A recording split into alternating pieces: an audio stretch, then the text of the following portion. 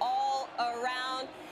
And there you have it. Let's show it to you one more time. Our new Glenn booster out on the Jacqueline. Oh, I can't wait till she comes home. I have never seen anything more beautiful.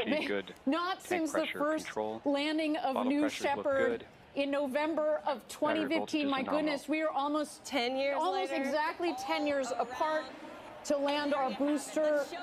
Just incredible. And now we're watching here. We've got a map here on the left. That's our stage one that, of course, made this beautiful landing on the Jacqueline, 375 miles off the coast. And what you're seeing there in the center of your screen, GS2 with NASA's Escapade satellites on board. We're waiting. We have about another 16, 17 minutes until we deploy the two satellites. That's right. First the blue, then 30 seconds later, the gold to give them some space. And then about 5 minutes after that, we also have what we call a hosted payload on board, a Viasat radio tech demonstrator on board that we will also power on. But right now, all three payloads are exposed to space and are on a beautiful flight, a completely nominal flight so far on its way to space and waiting for deployment here. And at 17 minutes into flight, landing the booster, of course, was a historic moment for us here at Blue Origin, but the show isn't over. Still tracking, of course, deployment of Escapade. And here's some of the milestones we want you to be aware of over the next 20-ish minutes. All right, at the T+25 minute, the second stage engine will ignite. At T26:44, we're going to have SECO-2, which is that second stage engine cutoff. And then, of course, at the T+33 minute mark, and that's when we finally get to see Escapade deployed. They're going to deploy and separate at about 30 seconds apart. First blue separation and then gold separation. And finally, as you mentioned, Ariane, we will have at about T+38 minutes that Viasat tech demonstration will turn on. But we have got one accomplishment under our belt. And as we await the second one with our mission today, I got the chance to actually catch up with Dr. Shannon Curry. Now, she's a project scientist on Escapade, and she explains how long it took to get to this point with Escapade and what this moment means for their missions. That Viasat tech demonstration approximately 6.5 minutes remaining in the coast. Have got one accomplishment under our belt. And as we These two body rates have remained stable throughout the coast and continue to see good data coming down from the vehicle. Now, she's a Trajectory is nominal. On Escapade, and she explains how long it took to get to this point with Escapade and what this moment means for their mission. Can you kind of explain how Escapade really encapsulates the past, the present, and the future?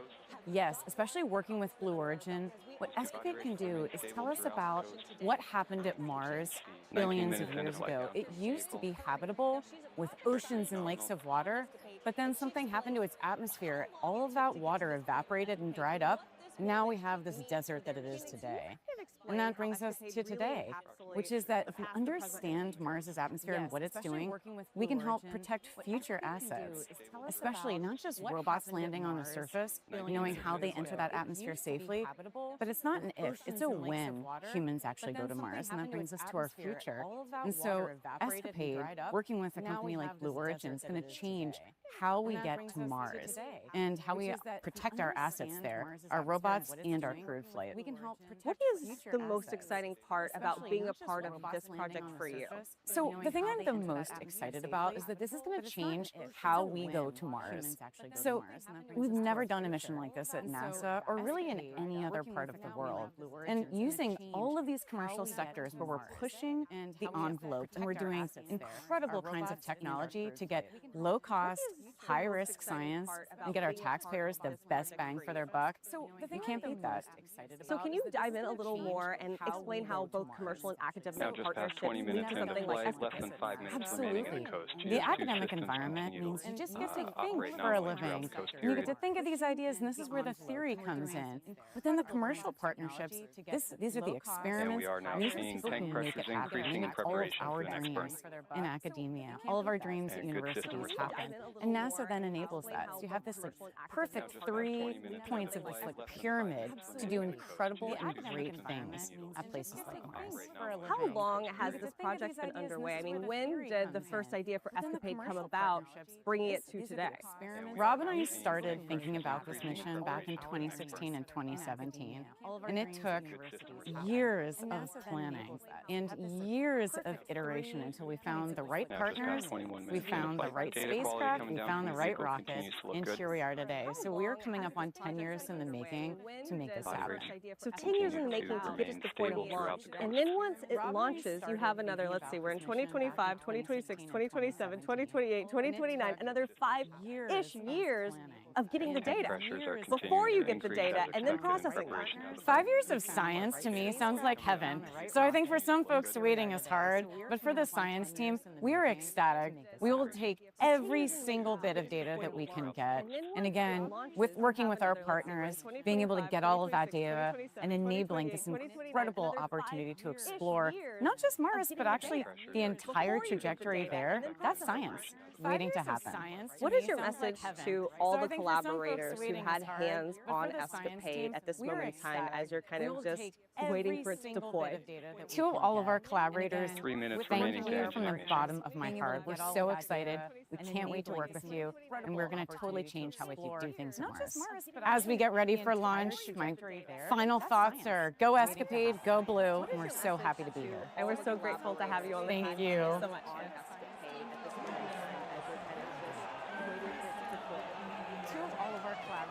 Of course, so great to be able to hear from Dr. Shannon Curry. The booster there, though, on the pad. It is a moment we are still kind of taking in and processing. Ariane, you and I. Buzzing. I'm excited. Speechless. I'm trembling. My jaw is still on the desk here. An incredible day. The star there, right? The second booster of New Glenn. The stars, all more than 10,000 employees here at Blue Origin.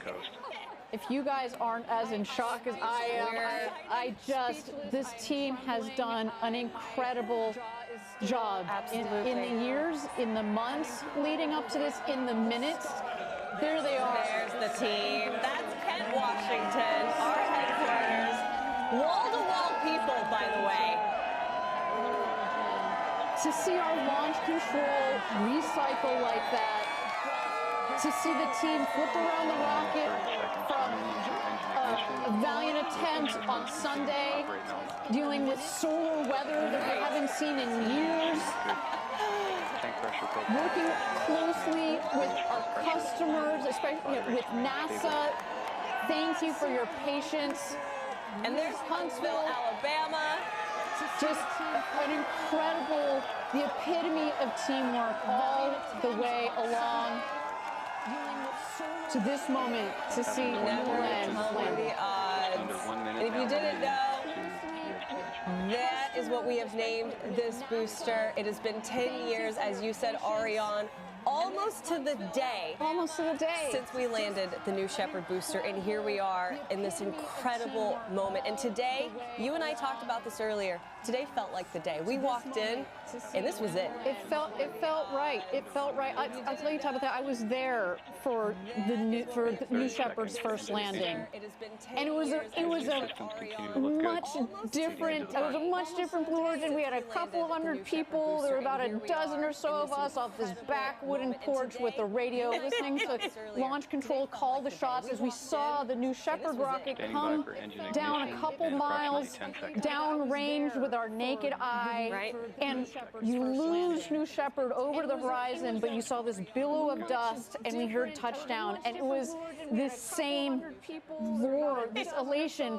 But today, as Eddie said, it feels so similar, but it also feels so different in the sense that getting this rocket to space and to be able to reuse this booster is opening a new chapter for Blue Origin. It's opening a new chapter for the space industry. It's opening a new chapter for for space as whole, not just domestically but internationally, to have more rockets that can be reusable, to have competition on the market, to bring down the cost of accessing space so that our customers, whether it's NASA, whether it's our friends at Amazon Kuiper that have signed up, whether it's Viasat, we want to be able to share this with the world. And as our founder, Jeff Bezos, has said, you know, there's so many organizations that want to go up and access space and use those assets. And he, as an investor, he's seen so many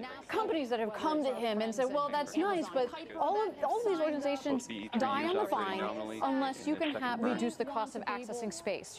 And by having another reusable orbital rocket to be able to do that is huge. I cannot wait to see what this rocket looks like when we bring her back into port just a couple of days, bring her back to our integration facility and get a look at this beautiful rocket. What a day. And as we take a look at GS2, right now we are approaching SECO 2, which is second engine cutoff.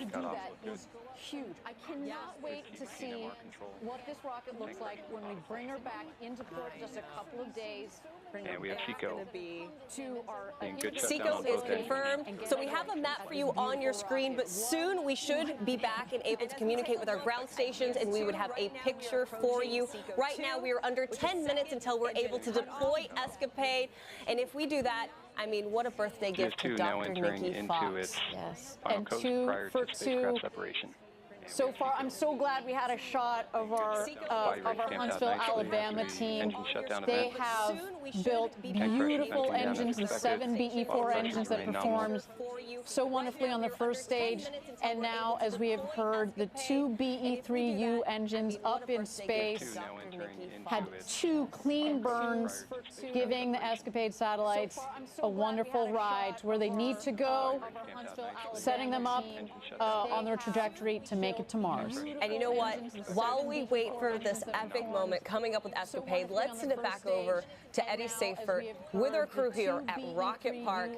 Eddie, I know the celebrations have already started, but of course, the show isn't over. We are awaiting the deployment of Escapade. How are you feeling? How are they feeling?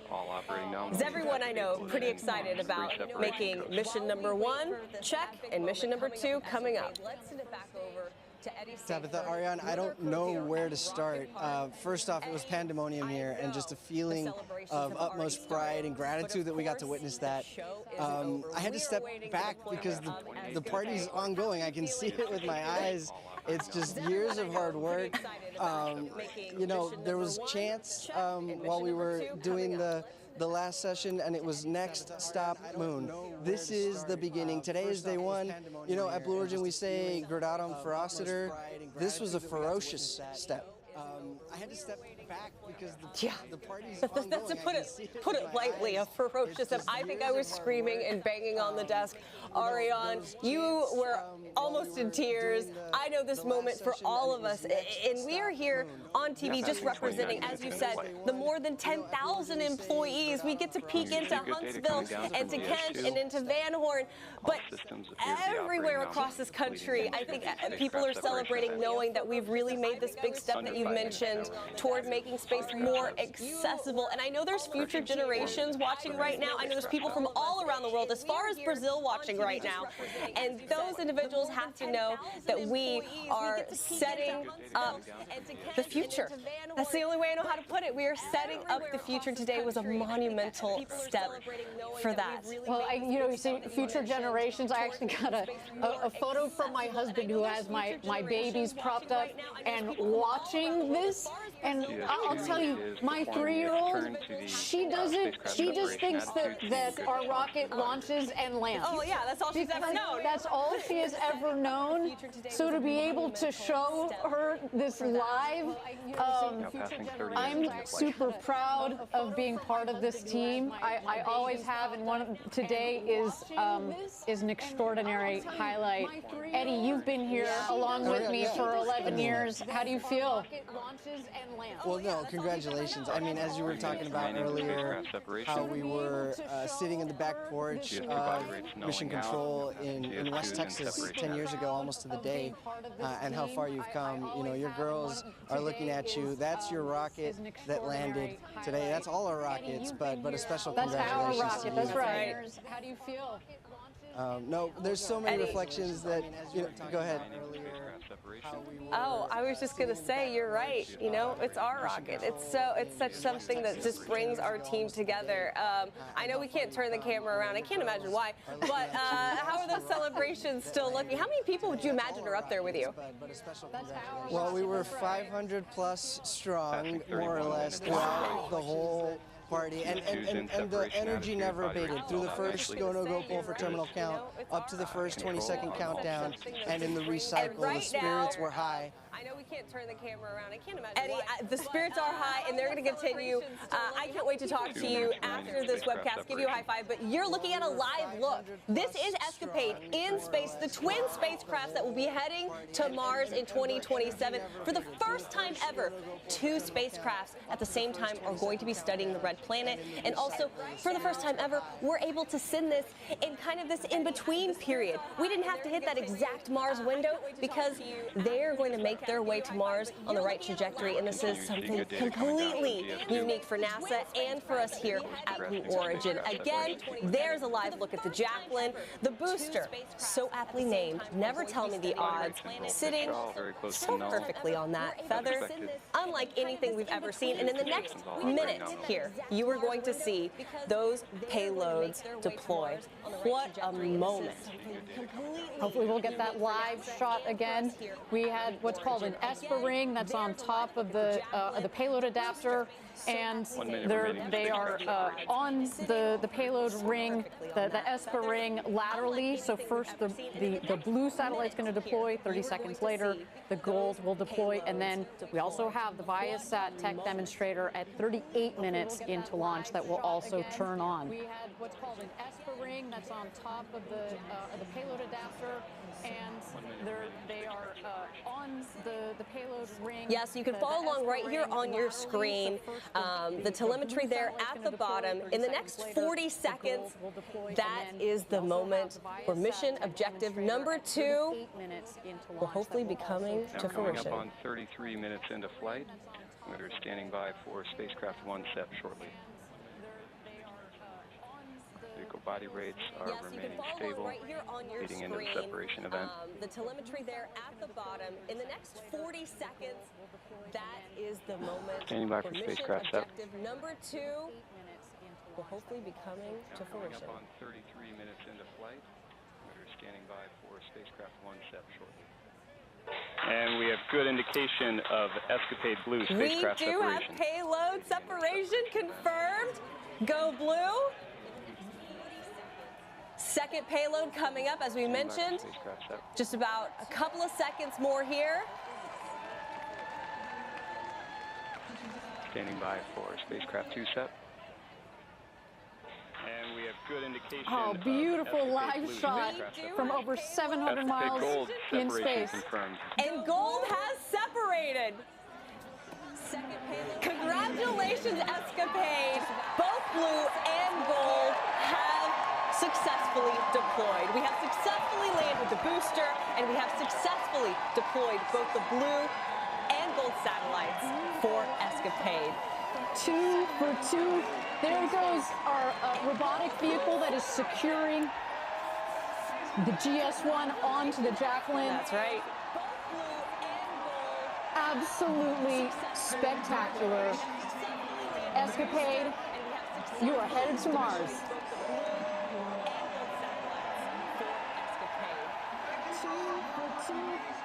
And so there you go, our automated robotic vehicle. To be very clear, we didn't clarify this earlier. There are no people on the Jacqueline right now. It's just that robotic vehicle that is going around the rocket, making sure that we definitely, we're safing the vehicle. We're safing the vehicle and making sure that those landing legs are pegged down. The seas are nice and calm today. It was a rough ride the last couple of days out there, but of course we want to make sure that our 200-foot tall rocket out there on the Jacqueline is nice, and there it goes, is nice and stable. And shortly after, we will of course have the Harvey Stone, which is the boat that has our team out there. They will approach the Jacqueline, and we will put our team up there as well as soon. But as soon as the rocket is stable, we want to make sure, of course, that it's essentially neutralized. Make sure the propellants are nice and stable, if not completely purged from the system, as well as have a stable rocket out there. Safety is number one. But Tabitha, we are 2 for 2 on today's mission. NG2, a historic day for New Glenn and Blue Origin. I keep telling you, I'm speechless, and I really am. It has been such an epic day. In about, goodness, a couple of minutes here, also that Viasat demonstrator will turn on. That's an exciting thing. That's a payload kind of hitching a ride with our friends at NASA. And it's just been so great to work with so many customers and to also show the world that, hey, we're here, we're in the game, we have a reusable booster, and this is just the beginning. No, and we said it on the last webcast. We've got NASA Escapade, but of course there are other organizations, UC Berkeley, Advanced Space, Rocket Labs that have been part of that mission. But we've also got Viasat being one of the foremost satellite operators in the world. And these organizations took a chance on us. We get it. It was a new rocket. It had not flown when we signed with them.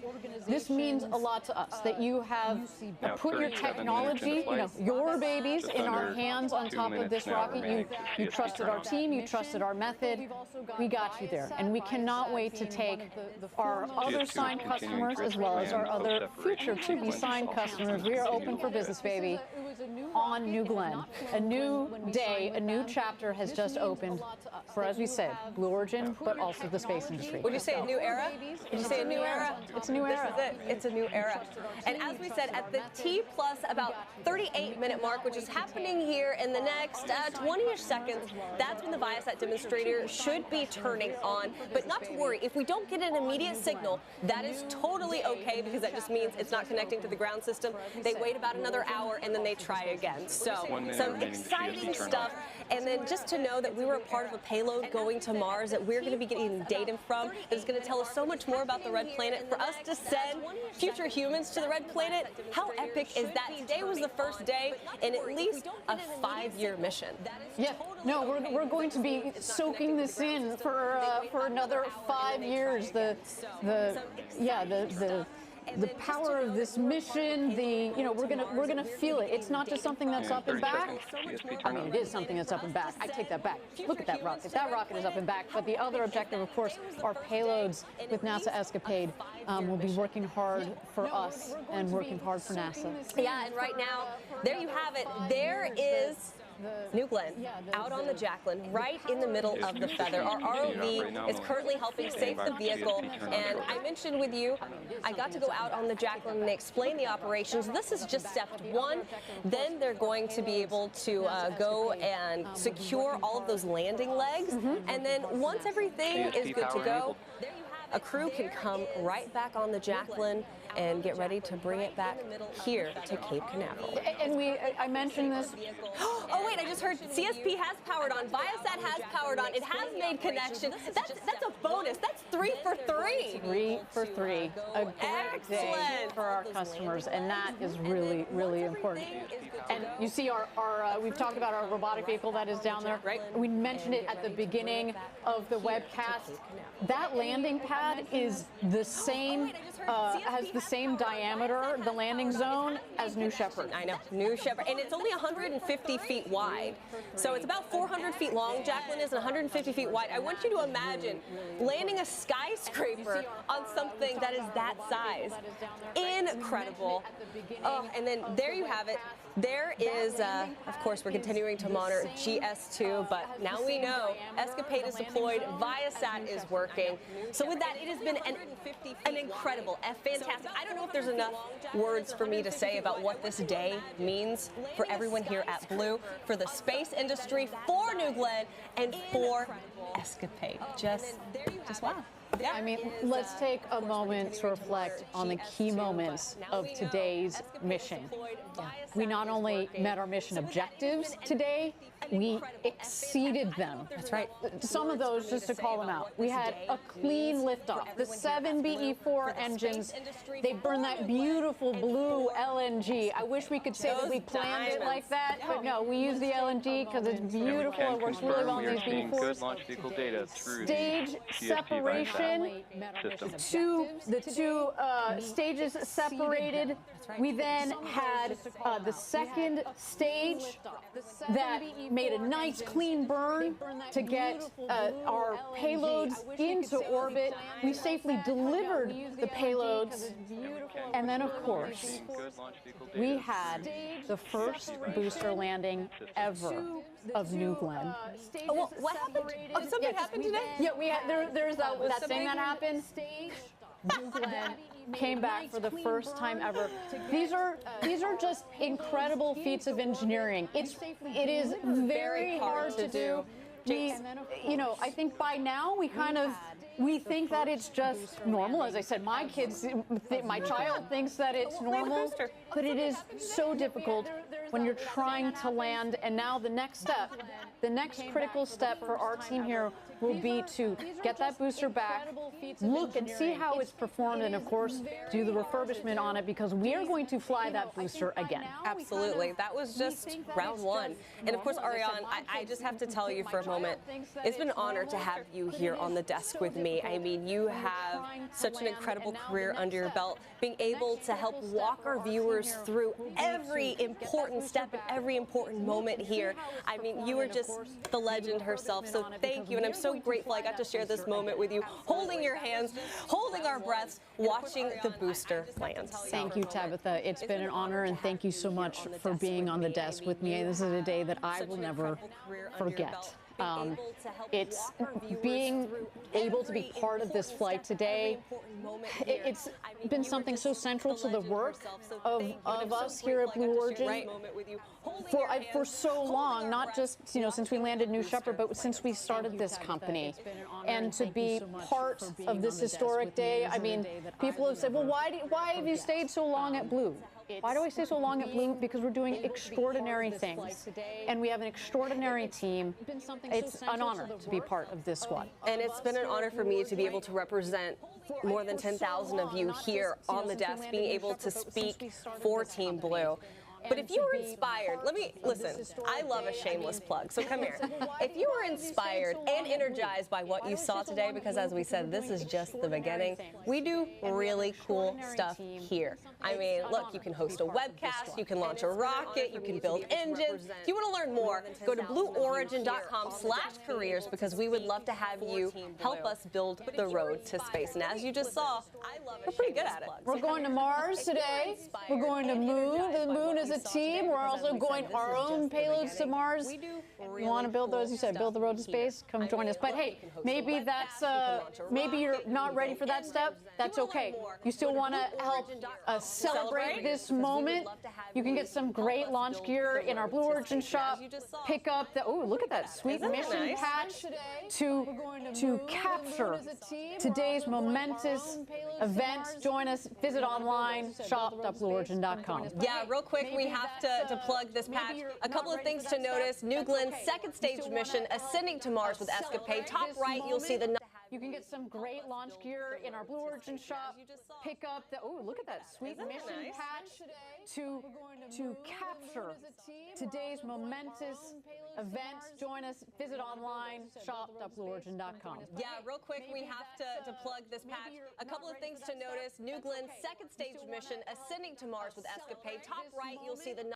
You can get some great launch gear in our Blue Origin shop.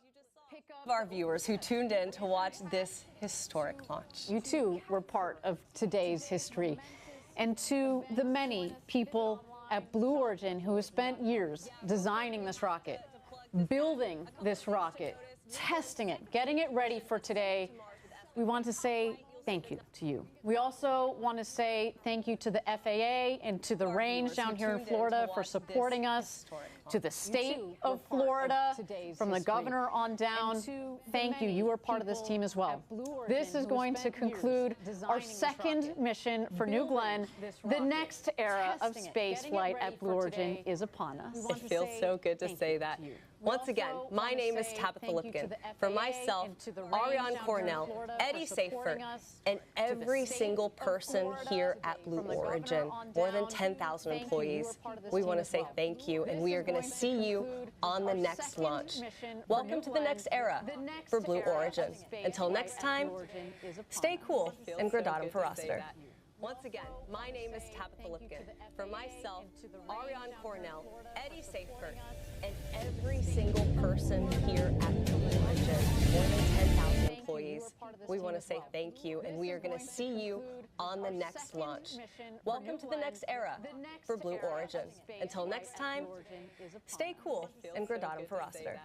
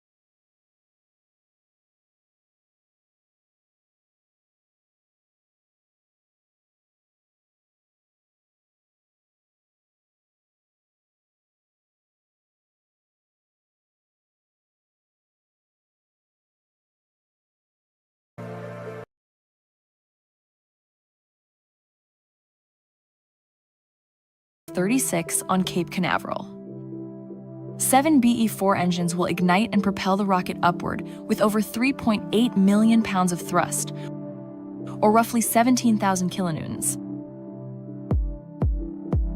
The vehicle will quickly reach supersonic speeds as it climbs through the atmosphere. As the rocket ascends, it will encounter maximum aerodynamic pressure, known as max Q, at around 40,000 feet or 12 kilometers. This is the point at which the stress on the vehicle is at its highest. Around 3 minutes into the flight, the vehicle will turn off its engines, marking the end of the boost phase. Shortly after, the reusable first stage will separate and begin its journey back to Earth. 2 BE-3U engines on the second stage will ignite and propel it onward into orbit with the payload. The reusable booster reorients in the vacuum of space using its reaction control system. At 220,000 feet or 67 kilometers, it executes an exo-atmospheric deceleration burn using its Center 3 engines. These engines gimbal for maximum control of the booster. This burn slows the vehicle down before re-entering the atmosphere. As it descends, the booster's strakes and fins work together to slow it down and guide it autonomously back to Earth, landing on a vessel at sea. At around 9,000 feet or just under 3,000 meters, the first stage begins its final landing burn. The 3 middle engines will light for 20 seconds, slowing the vehicle in preparation for the final descent. The 2 outer engines will turn off, and the center engine will execute the final controlled maneuver onto the landing platform. The vessel will return to Cape Canaveral to prepare for its next mission. Meanwhile, in space, the second stage will continue to power the payload towards its final orbit. At around 400,000 feet or 120 kilometers, the payload fairings will jettison. New Glenn will deliver an unprecedented range of payloads: large satellites, dual payloads, orbital vehicles, large constellation dispensers, even moonlanders destined to establish permanent human presence on the moon. Once it arrives at its insertion location, the payload will separate from New Glenn's second stage. The second stage can easily maneuver to deliver any payload to any required orbit.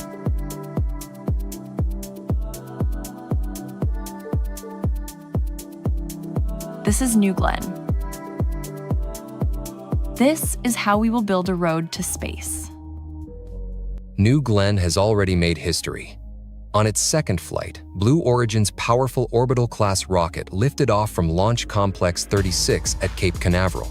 7 BE-4 engines roared to life, delivering over 3.8 million pounds of thrust and propelling the massive vehicle skyward at incredible speed. The rocket soared through Max Q, the moment of peak aerodynamic stress, before the first stage engine shut down and the reusable booster separated cleanly. While the second stage continued pushing the payload toward orbit, the booster performed a flawless exo-atmospheric deceleration burn, reoriented itself, and began its dramatic return to Earth. Guided by strakes and fins, it executed a perfect landing burn and touched down gently on the recovery vessel at sea, another successful booster recovery for Blue Origin. This flight once again proved New Glenn's capability to deliver large satellites, constellation dispensers, orbital vehicles, and even future moonlanders into any required orbit. Now, the countdown is on for something even bigger. New Glenn 3 is coming soon. The next step in Blue Origin's mission to make space more accessible, reusable, and routine. With each launch, we're building the road to space, one powerful flight at a time. Stay on this broadcast so you don't miss the New Glenn 3 launch.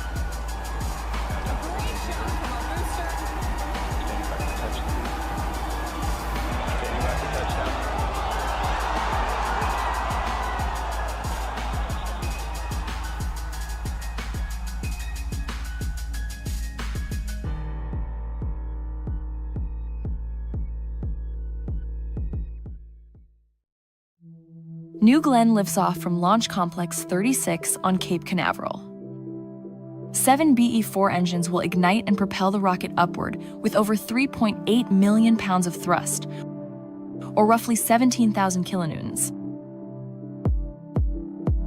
The vehicle will quickly reach supersonic speeds as it climbs through the atmosphere. As the rocket ascends, it will encounter maximum aerodynamic pressure, known as Max Q, at around 40,000 feet or 12 kilometers. This is the point at which the stress on the vehicle is at its highest. Around 3 minutes into the flight, the vehicle will turn off its engines, marking the end of the boost phase. Shortly after, the reusable first stage will separate and begin its journey back to Earth. 2 BE-3U engines on the second stage will ignite and propel it onward into orbit with the payload. The reusable booster reorients in the vacuum of space using its reaction control system. At 220,000 feet or 67 kilometers, it executes an exo-atmospheric deceleration burn using its Center 3 engines. These engines gimbal for maximum control of the booster. This burn slows the vehicle down before re-entering the atmosphere. As it descends, the booster's strakes and fins work together to slow it down and guide it autonomously back to Earth, landing on a vessel at sea.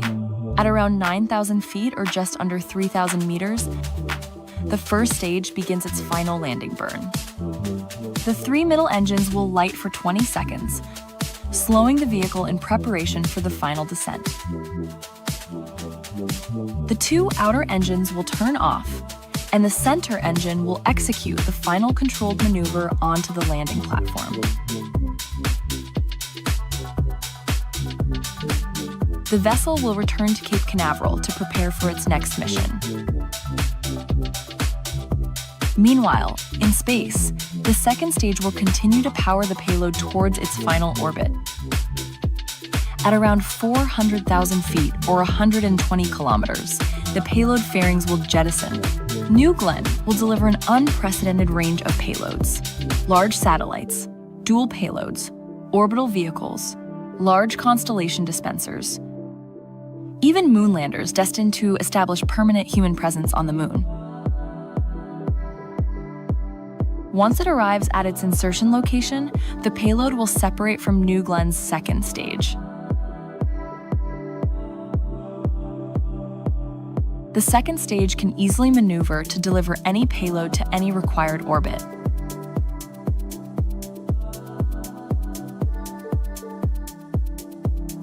This is New Glenn.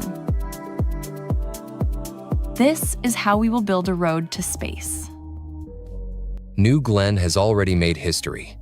On its second flight, Blue Origin's powerful orbital-class rocket lifted off from Launch Complex 36 at Cape Canaveral. 7 BE-4 engines roared to life, delivering over 3.8 million pounds of thrust and propelling the massive vehicle skyward at incredible speed. The rocket soared through Max Q, the moment of peak aerodynamic stress, before the first stage engine shut down and the reusable booster separated cleanly.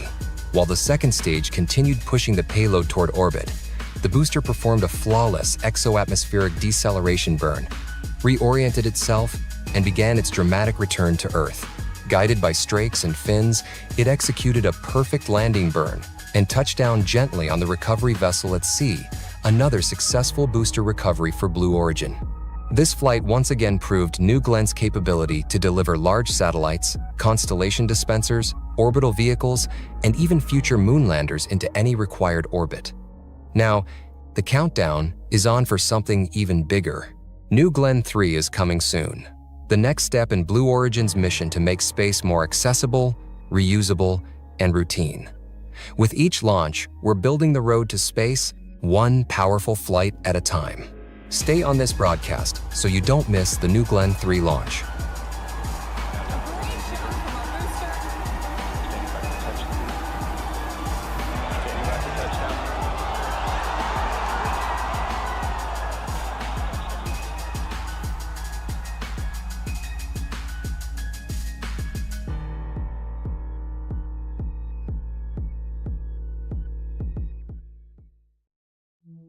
New Glenn lifts off from Launch Complex 36 on Cape Canaveral. 7 BE-4 engines will ignite and propel the rocket upward with over 3.8 million pounds of thrust, or roughly 17,000 kilonewtons. The vehicle will quickly reach supersonic speeds as it climbs through the atmosphere. As the rocket ascends, it will encounter maximum aerodynamic pressure, known as Max Q, at around 40,000 feet or 12 kilometers. This is the point at which the stress on the vehicle is at its highest. Around 3 minutes into the flight, the vehicle will turn off its engines, marking the end of the boost phase. Shortly after, the reusable first stage will separate and begin its journey back to Earth. 2 BE-3U engines on the second stage will ignite and propel it onward into orbit with the payload. The reusable booster reorients in the vacuum of space using its reaction control system. At 220,000 feet or 67 kilometers, it executes an exo-atmospheric deceleration burn using its Center 3 engines. These engines gimbal for maximum control of the booster. This burn slows the vehicle down before re-entering the atmosphere. As it descends, the booster's strakes and fins work together to slow it down and guide it autonomously back to Earth, landing on a vessel at sea. At around 9,000 feet or just under 3,000 meters, the first stage begins its final landing burn. The 3 middle engines will light for 20 seconds, slowing the vehicle in preparation for the final descent. The 2 outer engines will turn off, and the center engine will execute the final controlled maneuver onto the landing platform. The vessel will return to Cape Canaveral to prepare for its next mission. Meanwhile, in space, the second stage will continue to power the payload towards its final orbit. At around 400,000 feet or 120 kilometers, the payload fairings will jettison. New Glenn will deliver an unprecedented range of payloads: large satellites, dual payloads, orbital vehicles, large constellation dispensers, even moonlanders destined to establish permanent human presence on the moon. Once it arrives at its insertion location, the payload will separate from New Glenn's second stage. The second stage can easily maneuver to deliver any payload to any required orbit.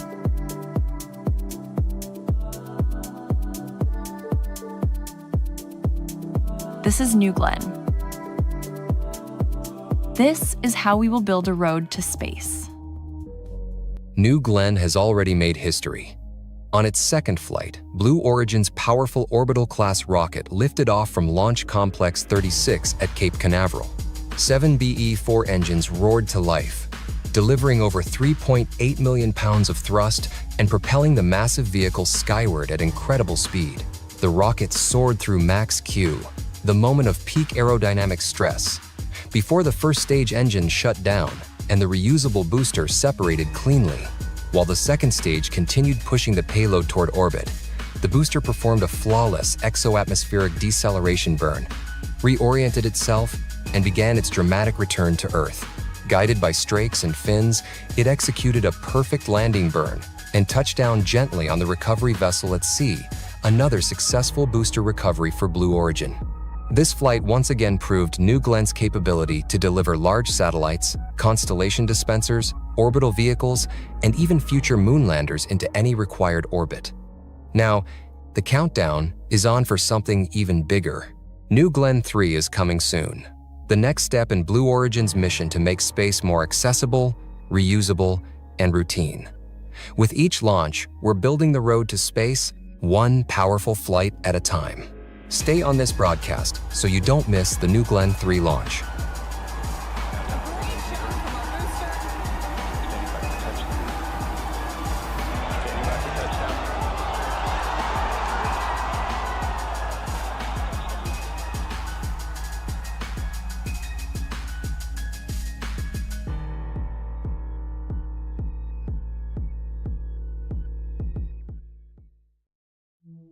New Glenn lifts off from Launch Complex 36 on Cape Canaveral. 7 BE-4 engines will ignite and propel the rocket upward with over 3.8 million pounds of thrust, or roughly 17,000 kilonewtons.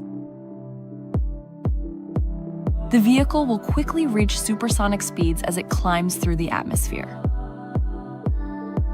As the rocket ascends, it will encounter maximum aerodynamic pressure, known as Max Q, at around 40,000 feet or 12 kilometers. This is the point at which the stress on the vehicle is at its highest. Around 3 minutes into the flight, the vehicle will turn off its engines, marking the end of the boost phase. Shortly after, the reusable first stage will separate and begin its journey back to Earth. 2 BE-3U engines on the second stage will ignite and propel it onward into orbit with the payload. The reusable booster reorients in the vacuum of space using its reaction control system. At 220,000 feet or 67 kilometers, it executes an exo-atmospheric deceleration burn using its Center 3 engines. These engines gimbal for maximum control of the booster. This burn slows the vehicle down before re-entering the atmosphere.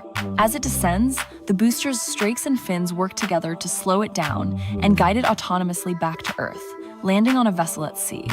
At around 9,000 feet or just under 3,000 meters, the first stage begins its final landing burn. The 3 middle engines will light for 20 seconds, slowing the vehicle in preparation for the final descent. The 2 outer engines will turn off, and the center engine will execute the final controlled maneuver onto the landing platform. The vessel will return to Cape Canaveral to prepare for its next mission. Meanwhile, in space, the second stage will continue to power the payload towards its final orbit. At around 400,000 feet or 120 kilometers, the payload fairings will jettison. New Glenn will deliver an unprecedented range of payloads: large satellites, dual payloads, orbital vehicles, large constellation dispensers, even moonlanders destined to establish permanent human presence on the moon.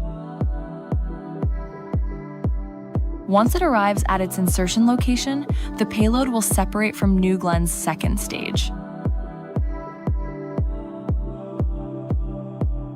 The second stage can easily maneuver to deliver any payload to any required orbit.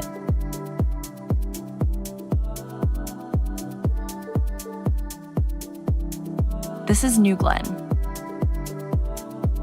This is how we will build a road to space. New Glenn has already made history. On its second flight, Blue Origin's powerful orbital-class rocket lifted off from Launch Complex 36 at Cape Canaveral. 7 BE-4 engines roared to life, delivering over 3.8 million pounds of thrust and propelling the massive vehicle skyward at incredible speed. The rocket soared through Max Q, the moment of peak aerodynamic stress, before the first stage engine shut down and the reusable booster separated cleanly.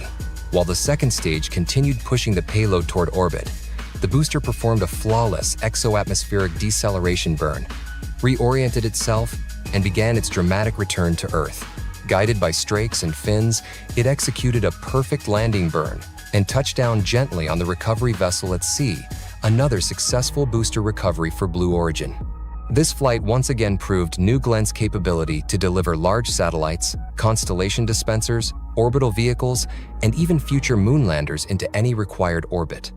Now, the countdown is on for something even bigger. New Glenn 3 is coming soon, the next step in Blue Origin's mission to make space more accessible, reusable, and routine. With each launch, we're building the road to space, one powerful flight at a time. Stay on this broadcast so you don't miss the New Glenn 3 launch.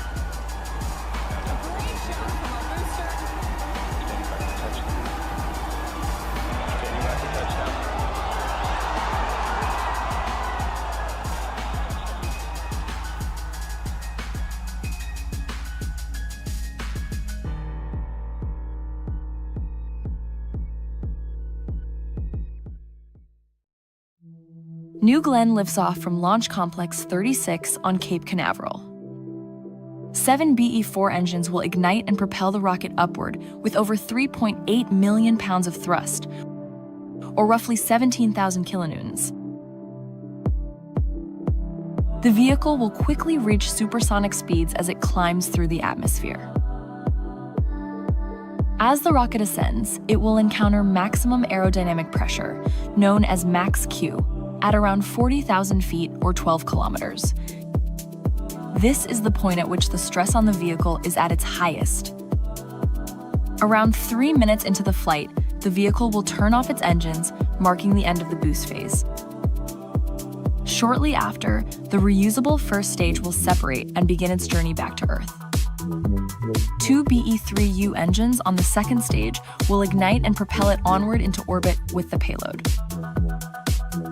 The reusable booster reorients in the vacuum of space using its reaction control system.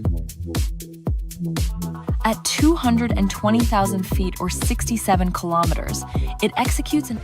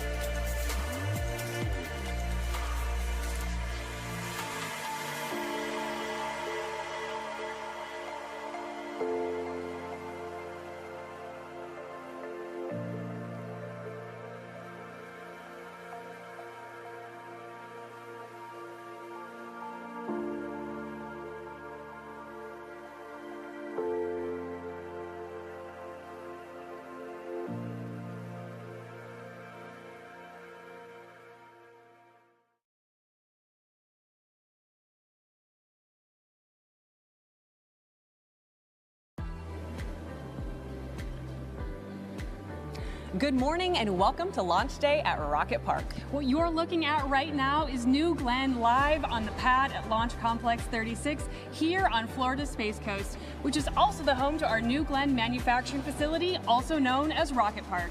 This is our third New Glenn launch and it is a big one. The booster you're about to see fly today has flown to space before on NG2. Its name, Never Tell Me the Odds. Now Tabitha and I are going to walk you through all of it. The countdown, the launch, and we're going to bring that booster home a second time. I'm Tabitha Lipkin. And I'm Alice Watts. And this is NG3. The Earth is finite. There is no plan B. We have to save this planet. Space is the only way to go.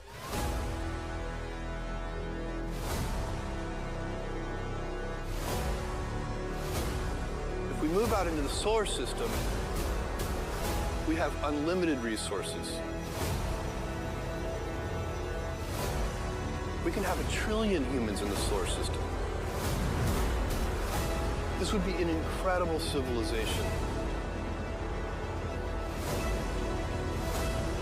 And it's this generation's job to build that road to space.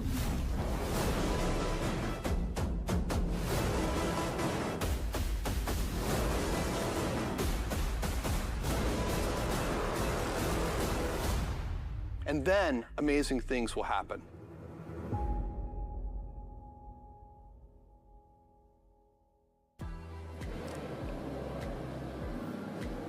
Welcome back. A quick recap of what today is. Now, this is our third flight of New Glenn and our second flight of our booster, Never Tell Me the Odds, meaning this is the first time a New Glenn booster is flying to space for a second time. And a special welcome to the team over at AST Space Mobile, because the payload on board today is your Bluebird 7 satellite, part of the constellation that's building cell phone networks that you can connect to from your regular phone anywhere in the world. Now, we are inside the gateway of Rocket Park. Behind these walls here, that is where New Glenn comes to life on our factory floor. Now, once again, I'm Tabitha Lipkin, and joining me to take you on this journey today is Alice Watts here of our Launch System Architecture team. Out at Cars Park, we have our Ben Durkee, who's a mechanical operator on the launch execution team, and on console, who will walk us through every step of launch and landing, is Patrick Moore, our principal mission integrator. Great team we have today. Now, the launch window opens up at 6:45 a.m. Eastern Time and closes 2 hours later at 8:45 a.m. Right now, New Glenn is on the pad at Launch Complex 36. Both stages are fully fueled. The pad has been cleared of all personnel, and our launch operations team are on console upstairs here at Rocket Park. 2 goals for today. Let's talk through them. Number 1, safely deliver the AST Bluebird satellite to orbit for our customer. Number 2, fly this booster a second time and land it once again. Before we get to launch, though, I want to bring in Megan Lewis da Silva. Megan is not only a launch director herself, but she is the director of launch directors. And Megan, you took the time to come down here and talk to us really quickly. I want you to walk us through the big milestones that lie ahead before launch and after launch. Yeah, so right now we are as configured as we can be at this point in the count. We're just standing by for our L-17 go pull for terminal count, at which point we'll check in with everybody on the team to get their go or no go for terminal count. Once we get the go, we'll move forward with our final configurations for the day just prior to that terminal count sequence. At that point, we'll be warming up our hydraulic power units, doing things like dialing in our engine temperatures. We'll also take our hold fire switches to the launch position. And then at T-4 minutes, we'll hand over control to the terminal count sequencer, which is our final choreographed ground sequence that completes all those last configurations for the launch. That one's doing things like initiating our big water flow to protect the launch pad during ignition. We're also doing transferring power to the vehicle internal battery power. We'll be doing our final pressurizations to flight pressures. And then at T-15 seconds, we'll hand over control to the launch vehicle itself. And at that point, the rocket will be flying itself, and then we'll go through the nominal launch in-flight phases as well. Pretty exciting stuff there. Now, I know we're flying this booster for a second time. Is there anything different or special about flying a reused booster?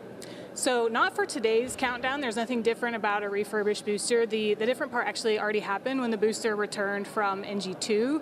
We went through that refurbishment period, which was our first time going through that period. And as we do this more often and again, we'll be able to repeat that process and get, dial that in and get it faster over time. So I have to ask you, you were able to come down here because soon we could see you as mission director. Who is on console as launch director today, and what goes into being mission director? Yeah, so today's launch director is Brian Struve. He's doing his final certification flight with his instructor is Ben Dykstra. So those are our launch directors today. As a mission director, that role is a little different than the launch director role that's actually executing the countdown. The mission director actually sits in our mission support room, and they're in direct communications with our executive leadership team, our external partners, our launch management team, as well as they're in a direct line of communication with the customer, which today is AST Space Mobile.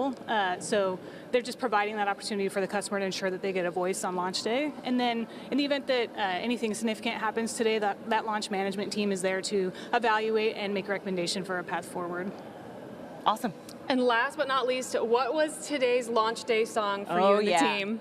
So for the crew, we went with the Han Solo song, The Odds, which is a nerd out song on YouTube, which is very fitting for this booster and for this crew today. Indeed. We went with Thunderstruck by AC/DC. It's really hyped up. So Megan Lewis da Silva, thank you so much for taking the time. I know you've got to get back over to Mission Control, so we really appreciate it. Yes, thank you so much. Thanks, Megan. Awesome. So here's the thing. We got a little inside look at what happens in Mission Control on game day, but we want to check in with our own Ben Durkee, who's out at Cars Park, where Team Blue and guests are gathered, watching, of course, with coffee in hand. But Rockets, they have a way of waking people up pretty early. Ben, what are people saying about NG3? Thanks so much. We're here live in beautiful, serene Cars Park on Merritt Island, Florida. The air is still, but you can feel the anticipation in it, like static electricity. The people are here in droves, excited for the launch, and I'm here with my new friend, Sam. Yes. Sam, how early did you get here to watch this thing? 4 o'clock, was here super early, trying to get a good spot. Got tripod set up, ready to be excited for New Glenn 3. I love it. You got front row seats. The ball's in our court to put on a good show for you now. Now, as I understand it, you're a Blue employee. Yes. Can you tell us a little bit about what you do for Blue? Yeah, so I work on the Florida Factory Automation team, build robotic systems to allow us to build better, quicker, with higher quality. Robotic systems, do inspections, welding, all kinds of different things. Love to hear it. Quality control, automation, sweet. Well, thank you so much for your hard work and for being here today. Excited. Love to have you. There you have it, folks. Sam is just one of many incredible Blue employees here to see the fruits of their labor. Now let's toss it to our customer, AST Space Mobile, to learn a little bit about the payload. AST Space Mobile's Bluebird satellites are unlike anything in orbit today. They're not just satellites, they're cell towers in space. Designed to connect to today's existing smartphones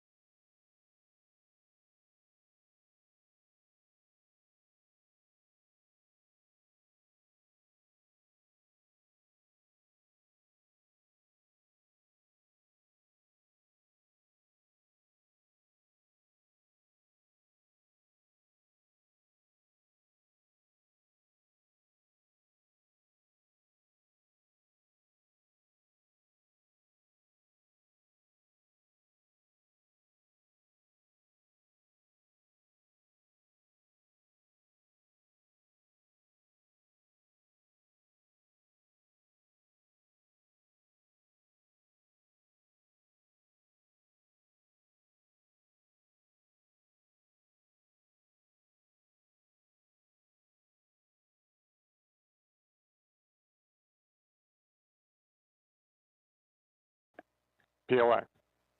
Go. BMD. Go. We are go for terminal count.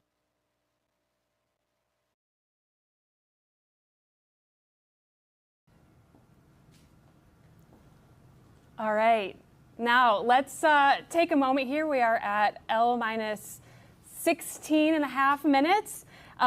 Let's take a look at New Glenn by the numbers. This is one of my favorite graphics because it really gives you a sense of how big this thing is. All right, let's take a look on the left side. That's where we show how much payload New Glenn can take to orbit.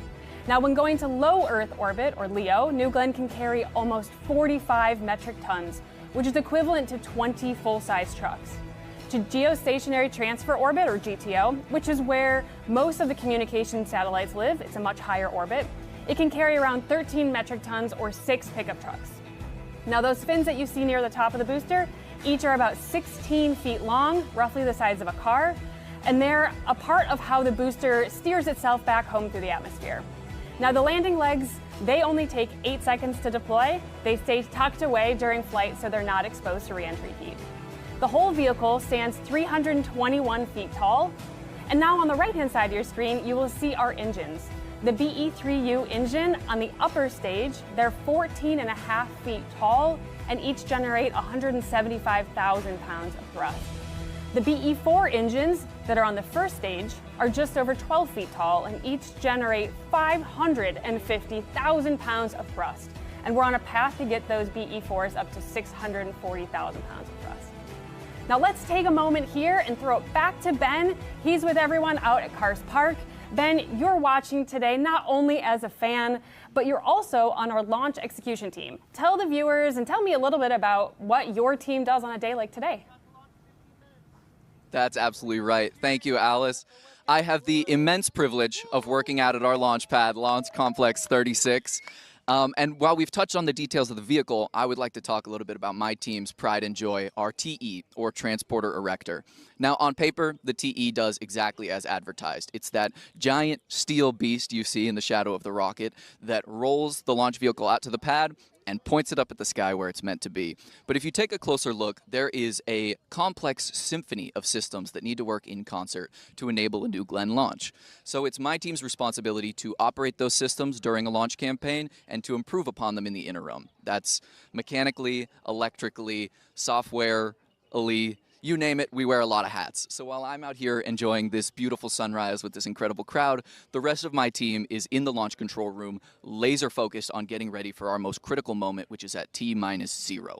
Right at that moment, you'll see the TE do a little bit of a Michael Jackson lean away from the launch vehicle. And the purpose of that maneuver is to disconnect our umbilicals, which fuel and power the rocket, hold the vehicle steady, it removes the vehicle stabilizers, and it just gets the TE out of the way so that New Glenn has a wide open sky to launch into the instant it's free and clear of the launch table. Now, as much as I would love to talk your ear off about these systems I know so dearly, it's high time I pass the talking stick to my friend Tabitha. Take us away. Ben, I could listen to you talk about that all day. Thank you so much. Right now, we're about L-13 minutes from launch, and this is where things get very serious for our team. So we have Patrick Moore, who is inside Mission Control, and he's going to be the voice walking us through this flight. Patrick, can you talk a little bit about what's happening in there right now?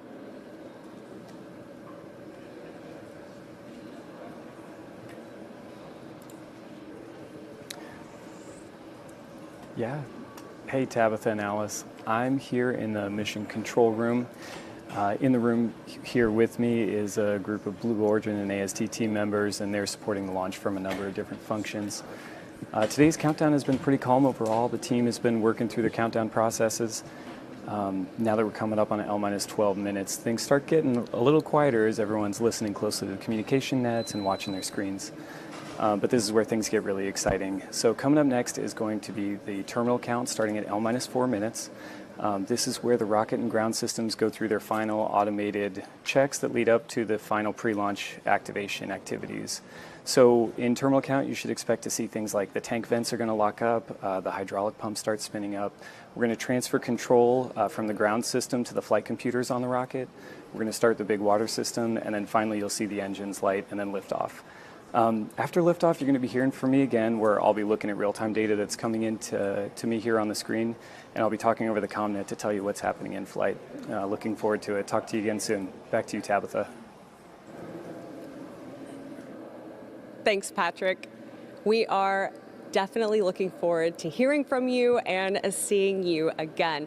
Now that you've seen inside of Mission Control, we want to introduce you to our team all around the country. We're talking about Huntsville, Alabama. We've got Launch Site 1 out in West Texas, Kent, Washington, and of course everyone here on Florida's Space Coast. Huge shout out to Team Blue for showing up today, of course, for the launch of NG3. So excited to be a part of this incredible team. Now, let's bring it back out to New Glenn on the pad. Earlier this week, I got the chance to catch up with our Vice President of New Glenn, Jordan Charles, who walked me through the history of LC-36 and the launch pad, as well as the upgrades and what our team is looking forward to learning about NG3. Jordan, I want to start by talking about this historic launch complex and what people may not know about LC-36. Yeah, well, this is LC-36. We're here at Cape Canaveral Space Force Station. We like to call it our mile marker 0 for our interplanetary road to space, which is really what we're trying to do with New Glenn. A lot of people really, when they look at rocket launches and they think about rocket launches, they think about the complexity of the rocket. Often overlooked, though, is the complexity of all the ground systems that have to support the rocket. And those ground systems all have to work in unison with the systems on the rocket on the day of launch as we're going through a terminal count sequence to actually successfully launch the rocket. And this pad is an incredible feat of civil, mechanical, and controls engineering. And beyond that, I mean, can you tell me a little bit about like the history of this complex and kind of some of the upgrades you had to do? It sounds like some of the autonomous systems are part of that. So LC-36 has a long history. Atlas program used to launch out of here. Some of the most famous and ambitious interplanetary science missions in the history of humanity launched right from here back in the 70s and the 80s. And at the same time, we've really tried to modernize this launch pad for the 21st century and beyond. So it is a clean slate, new launch pad, all new systems. We really didn't use too much of the infrastructure from the heritage days of LC-36, and we took it up to its modern standards. Well, let's talk about New Glenn. New Glenn is behind us out on the pad. How is NG3 different than previous New Glenn missions, and how will New Glenn, I guess, continue to develop for future missions? Well, NG3 is a huge flight for us. It's the first flight of our reflown booster. We had a very successful second flight where we were able to recover this booster. And on that second flight, we learned a lot. We had some things that were surprising that we weren't expecting to learn. We had a lot of very pleasant surprises. So this flight, we're very much looking to see some of the changes that we made from the second flight, see how they perform on this next flight, and it's going to be historic for us. This is the first time we're flying a reused booster. Definitely super proud of our refurbishment team for getting this rocket turned around in the time that they did, and I think we can go even faster as we move forward. Can you tell me a little bit about those changes that we made, that you're looking at, especially as we are relaunching Never Tell Me the Odds? One of the things we did with this particular booster is we added all new engines. There's a couple reasons why we did that. So we're definitely looking to see how those engines perform in this flight. We refurbished our thermal protection system on the back end of the rocket as well. That gets pretty hot as you're coming in during our re-entry process. So we want to definitely see and correlate a bit better our thermal environments as we're flying this particular mission. And then, in terms of our guidance, navigation, and control schemes, we made a few tweaks with respect to how the rocket actually re-enters. And then on the inside of the rocket, just making sure all of our systems continue to work as we expect that they will. Jordan, thank you so much for your time. I really appreciate it. Thank you. It was a pleasure. And Alice, it was so great to be able to talk to Jordan Charles about the importance of this mission and why it, of course, also matters to our customers. We're getting really close now, so I've joined you up here at the desk. So let's walk viewers through essentially what they're going to see with this flight profile. Yeah, let's take a look. All right, so at liftoff, 7 BE-4 engines on the booster will ignite and push New Glenn off the pad with 3.8 million pounds of thrust. About a minute and a half in, then New Glenn will go supersonic, which is faster than the speed of sound. Just after that, at around 40,000 feet, New Glenn will hit max Q, where the aerodynamic stresses on the vehicle are at the highest. Yeah, then right around the 3-minute mark, the booster engine shut off. That's the end of the boost phase. This is where the rocket splits in two. The first stage, our booster, starts its trip back to Earth. The second stage keeps going with the satellite on top. The booster then flips itself around using small thrusters, fires its engines for a re-entry burn to slow down through the atmosphere, and then lets its computers guide it in, and then fires what we call a final landing burn to touchdown. It's aiming for our recovery ship, Jacqueline. That's a big floating platform out at sea about 375 miles off the coast. Now, while all of that is happening, the upper stage is climbing towards orbit on its two BE-3U engines. At about 360,000 feet, the payload fairings, those are the protective clamshells that cover the satellite, they'll split open and drop away. About an hour and 16 minutes after liftoff, the AST Bluebird satellite then separates from the vehicle. And Alice, New Glenn is a really capable vehicle. The same rocket that can take AST's satellite exactly where it needs to go will also eventually take our Blue Moon Mark 1 lander to the moon. And here we are at about L-minus 5 minutes and 30 seconds. Let's toss it to New Glenn out on the pad as we await the launch of NG3. Copy, Caps.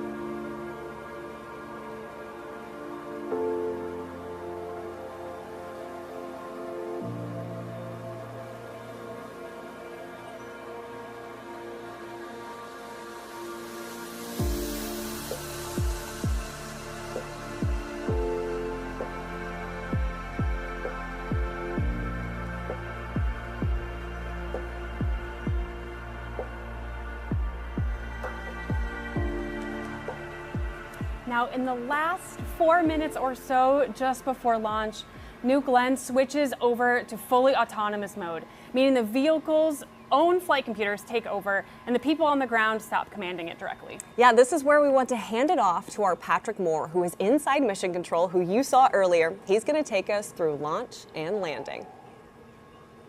T-minus 259. Active. TCS abort on FS3, LH2 vent closure armed. All stations.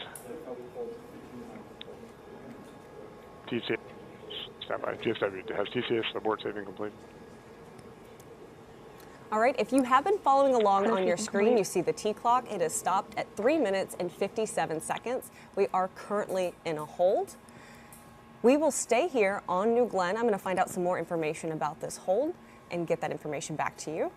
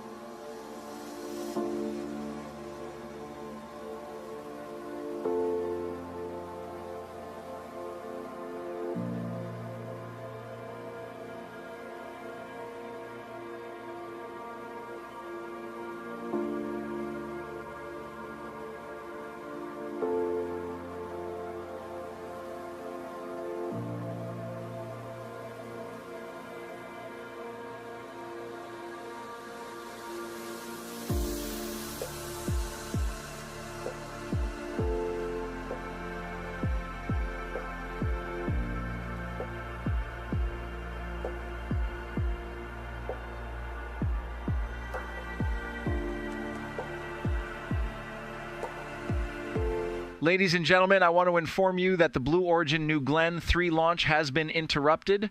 This decision was made to allow time for an important announcement. We are fortunate to have with us Mr. Jeff Bezos, who will now step forward and explain everything in full detail. Stay with us.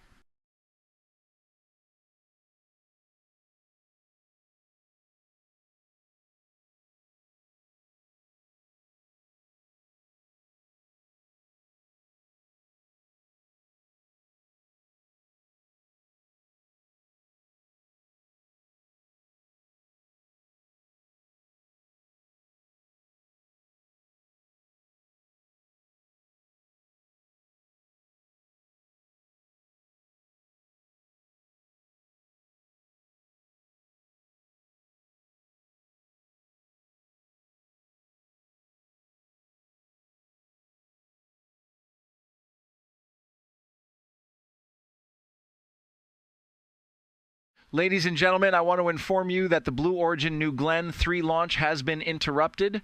This decision was made to allow time for an important announcement. We are fortunate to have with us Mr. Jeff Bezos, who will now step forward and explain everything in full detail. Stay with us. Hey everybody. Yeah, what a day. We're all gathered here for the Blue Origin New Glenn 3 launch. This historic and incredible moment where Blue Origin is sending its powerful, reusable, heavy-lift rocket on another critical flight, advancing America's leadership in commercial spaceflight. Commander of the mission operations, the dedicated Blue Origin team, and our partners are ready aboard the launch complex. The massive New Glenn rocket is fully stacked and fueled, the countdown was live, and the whole world is watching as we prepare to push the boundaries of reusable rocketry and open new possibilities in space. But look, I've got to be straight with you right from the start. The New Glenn 3 launch itself is being postponed for a short technical hold. We're standing by because of a last-minute standard procedure to ensure every system is perfect before liftoff. While we wait, something really exciting just came together that ties directly into why we're building New Glenn and working toward a future of millions of people living and working in space. This isn't a problem. This is the perfect opportunity to celebrate the spirit of New Glenn and Blue Origin's vision in a unique way by connecting it to the future of money. New Glenn 3 represents Blue Origin's commitment to building the next generation of heavy-lift, fully reusable rockets. Standing over 320 feet tall with 7 BE-4 engines, it's designed to deliver massive payloads to orbit, support lunar missions, and help establish a true spacefaring economy. This vehicle is a key step in our long-term roadmap to make space accessible, affordable, and routine. And at the heart of it all is the same philosophy that has guided Blue Origin from day one. Gradual, relentless,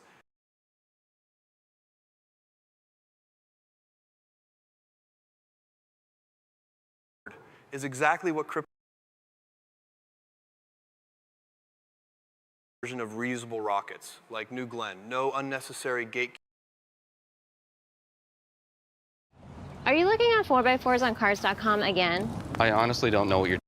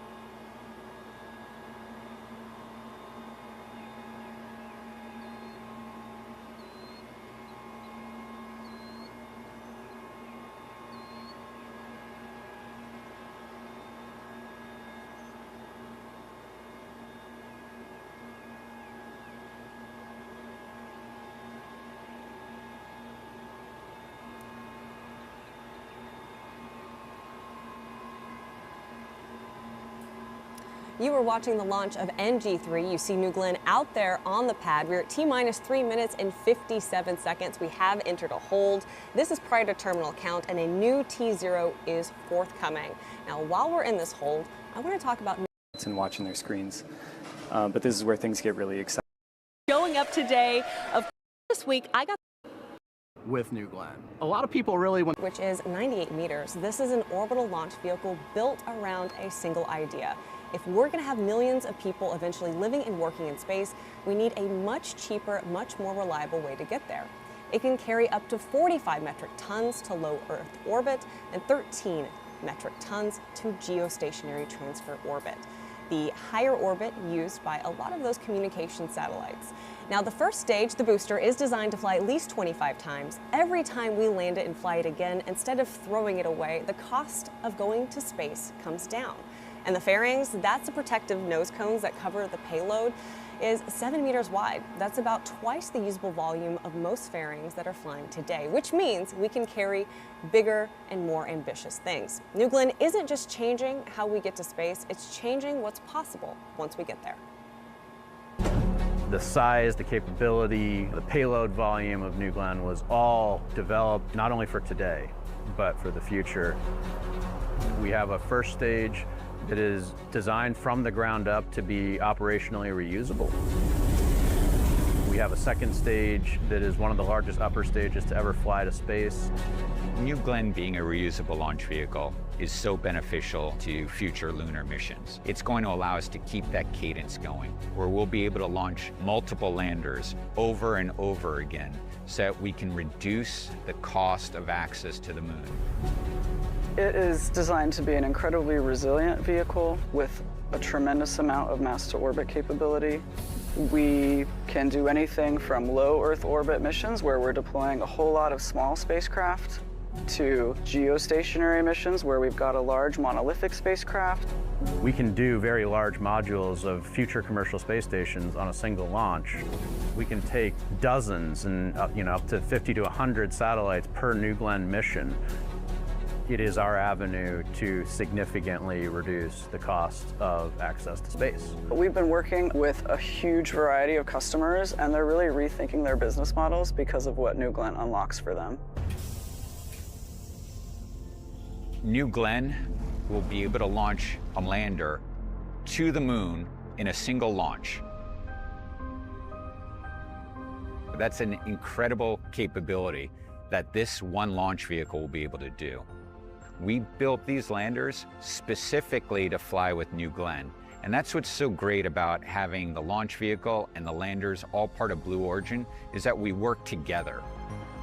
It really is the infrastructure, the building block, the foundation of how Blue Origin will enable building a road to space.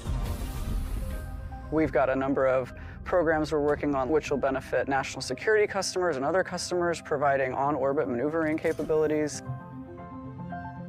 We're working, of course, with our own internal teams to deliver new capabilities that Blue is bringing. But New Glenn is going to be delivering all kinds of spacecraft today, all kinds of new systems, all kinds of capabilities. And New Glenn is the vehicle that can take NASA or anyone, anywhere in the solar system. We foundationally developed New Glenn for what we think space is going to look like 50 to 100 years from now. It will allow us to go to the moon, to asteroids and other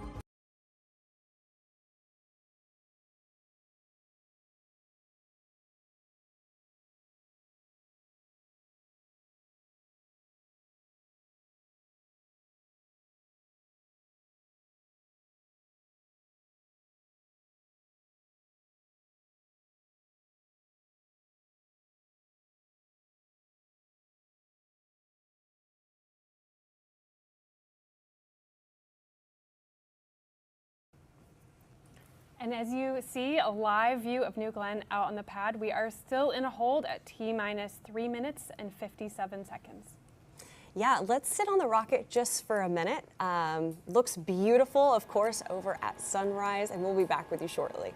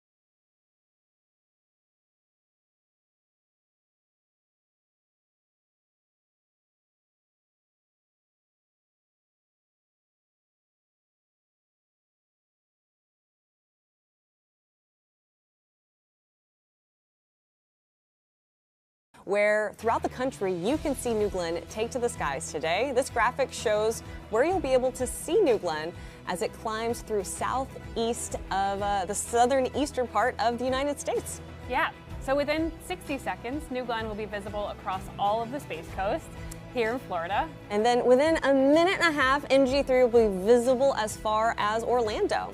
Within 2 minutes, people on the west coast of Florida will be able to see our launch. And then around 2.5 minutes, we will be able to see it in Georgia. All right, we're going to toss it back over to the rocket right now as NG3 is out on the pad. We're at T-minus 3 minutes and 57 seconds. And again, we are in a hold.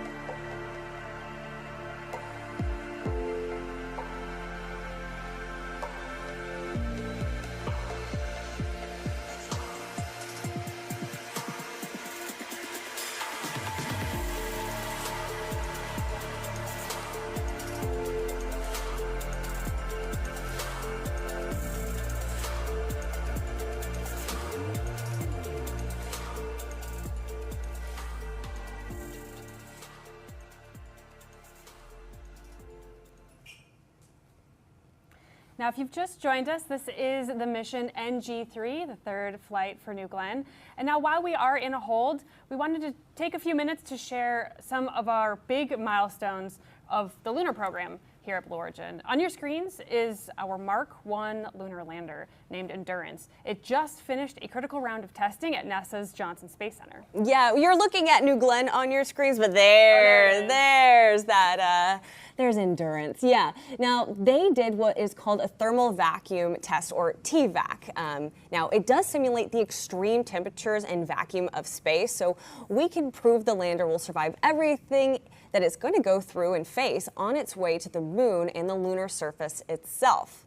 And the place that this test happened really matters. Endurance went through TVAC in the same chamber that once tested the Apollo Command Module and the Apollo Lunar Lander, the same chamber that helped humans get to the moon the first time. Endurance just got back to Florida. In fact, as I talked about with John, I got stopped in traffic as I watched Endurance come back, and we've got a full test campaign ahead. Yeah, now that test campaign includes modal testing, separation shock testing, and electromagnetic compatibility testing, along with some vibration testing. Each one checks a different way the lander could get stressed, shaken, or interfered with on its trip to the moon. Each test gets us one step closer to launch and ultimately to landing on the moon. Right now, you are watching NG3. New Glenn is out on the pad. We are currently in a hold, and we're going to toss it back over to the rocket as we await more information.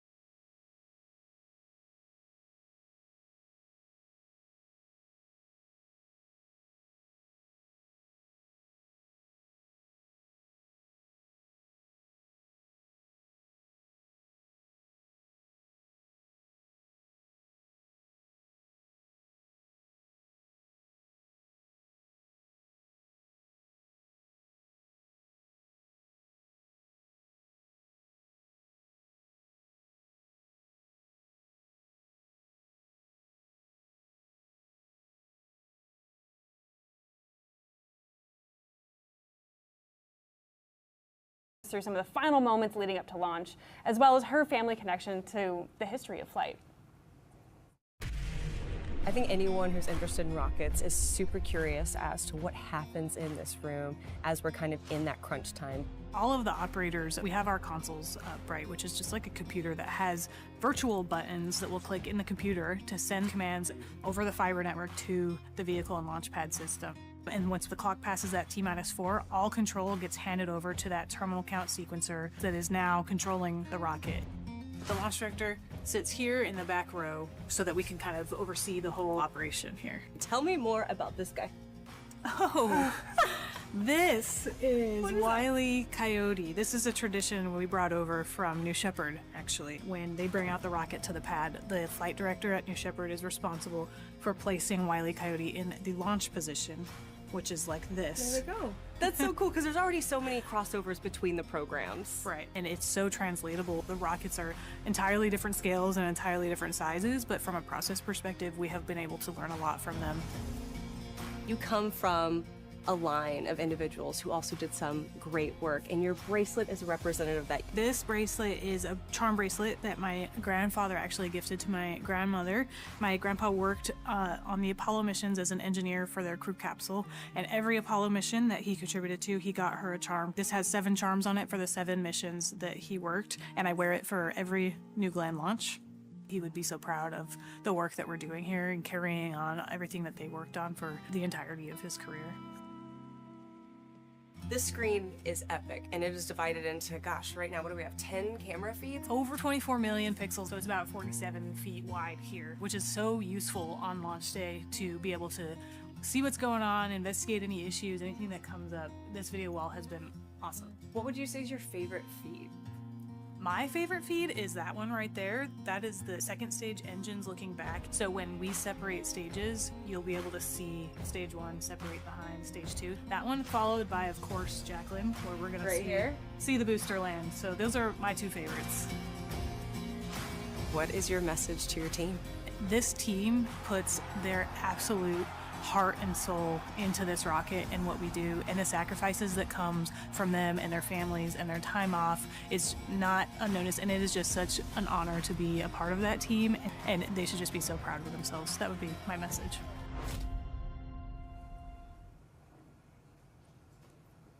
All right, friends, you are taking a look at New Glenn out on the pad. You are watching NG3, and we're going to toss it over to the rocket as we await another go, no-go poll for terminal count. Go. Confirmed all external assets can support new T0 of 1125 Zulu. Okay.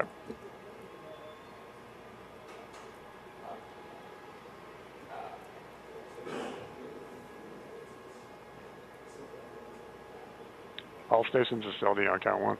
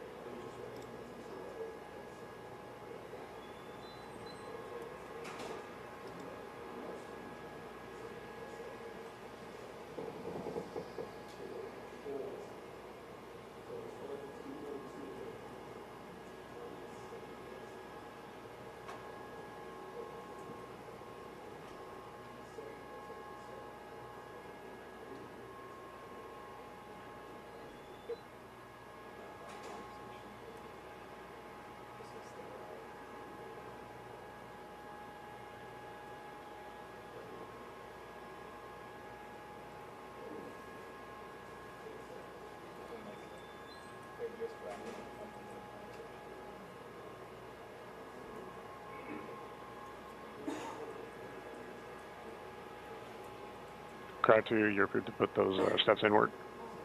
All stations LD on count 1 with your go pull for terminal count.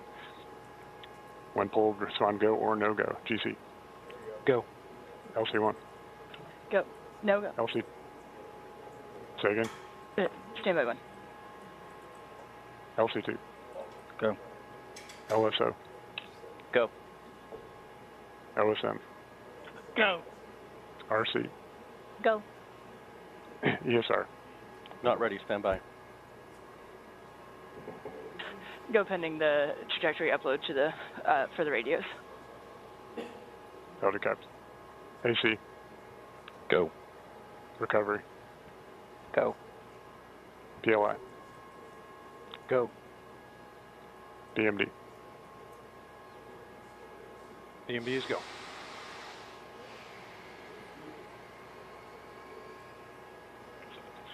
We are go pending, LC1 completing final PDI uploads. And Crowd 2 completing his actions from DA. GC, LC1, LC2 configure for terminal count for step 2-2 L7000. LC1. GC copies.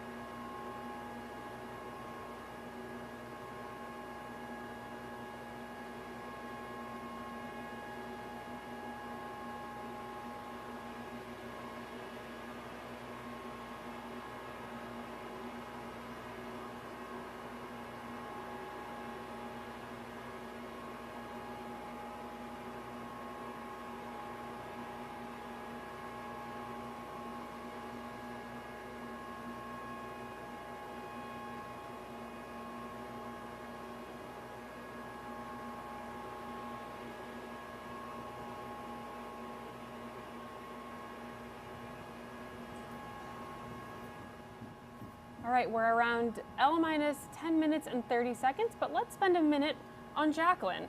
That's our landing ship, the one that brings the booster home. Jacqueline is central to how we make New Glenn reusable. The whole idea is launch, land, and repeat. Jacqueline is the land part. It's the floating platform that stations itself hundreds of miles downrange from the launch site, and it waits for the booster to come back and then back home with the booster on board. Land and we secure it and bring it back in. She's 380 foot long, 150 foot wide, and she's a self-propelled vessel. We are the recovery side of the operation. This is where GS1 is going to land, and actually that feather is a center point. We have to leave 4 days before launch. We check all our equipment and we ensure that everything is working, everything is fully functional. We transit for 300 to 400 miles depending on how far the landing location is. And once we get there, dynamic positioning allows the thrusters on board here will hold this in position within a range of about 10 feet. We'll have a couple small changes of Jacqueline's position. They're going to feed us new coordinates, right? So we might move 500 yards this direction, a little that way, but we're generally in the area. And right up to like 45 minutes or an hour before, that's our final position. When the booster lands, the ROV will come out. Once it's mated with the booster effectively, we'll start pumping high-pressure nitrogen into the booster, which will allow the detanking process to continue to make the booster inert and safe for us to operate around. These are the transit stands. These are what we actually use to secure GS1 to the deck. Each one of these units is individually controlled. We'll have 6 different operators operating them out under the vehicle, and then we're able to lock out the stands, which basically rigidizes GS1 to the LPV deck and allows us to bring it home.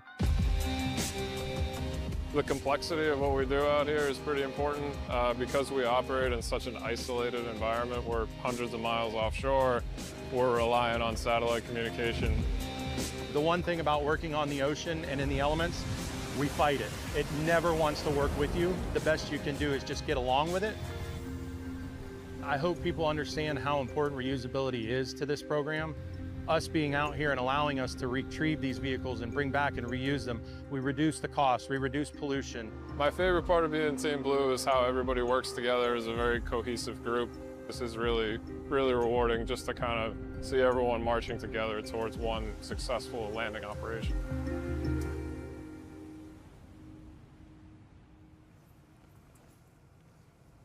And it's so great to be able to share everything we know about Jacqueline with you guys, because I actually got to go out on the Jacqueline, and I can tell you they are a very succinct team, and they're very proud of the work that they do here at Blue, and we're very proud of them, certainly as part of Team Blue. You are looking at New Glenn out on the pad. This is NG3. We're at L minus 7 minutes and 10 seconds. The countdown continues as we get closer to launch. We are going to throw it over to that beautiful rocket and just sit with it for just a moment, because this is a beautiful day and a great day to launch.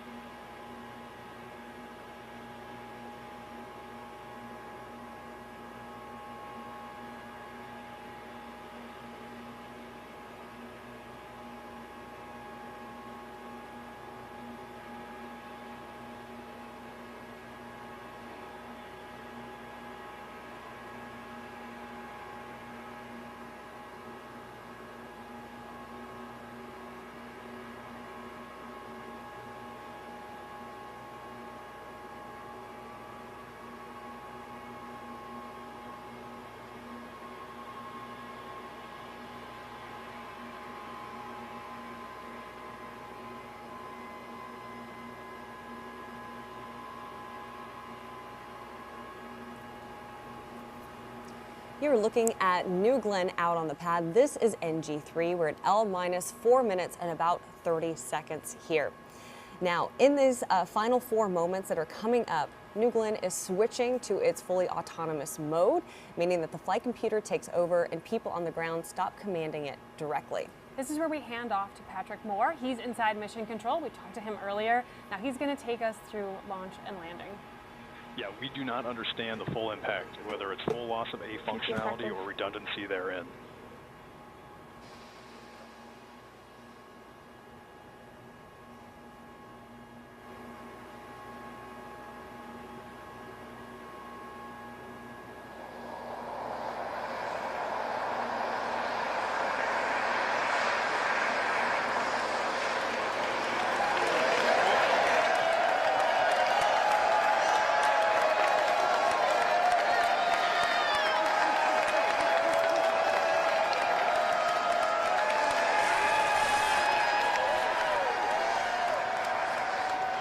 All right, we've got Team Blue across the United States. We're talking Kent, Washington, Launch Site 1 in Texas, and of course, Huntsville, Alabama, with a live look at New Glenn out on the pad for NG3. We appreciate everyone getting up early, especially our friends out on the West Coast. It is early for them. You will be able to hear from Patrick in just a moment. We're at T-minus 3 minutes into the launch of NG3. Big shout out to you guys. We love you, Team Blue.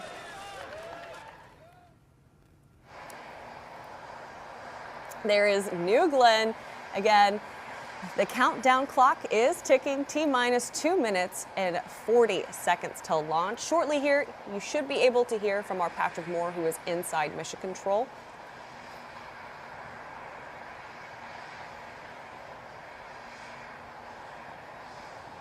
T-minus 2:30.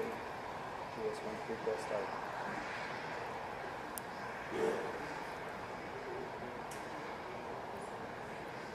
GS2 chilled pre-press start. I don't know what that is.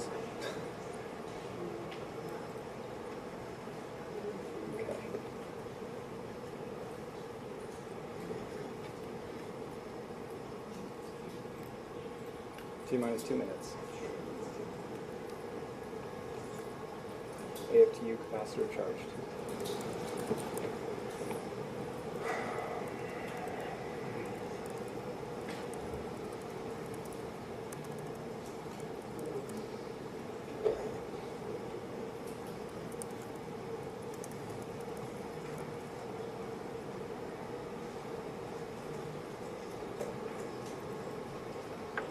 T-minus 1:30.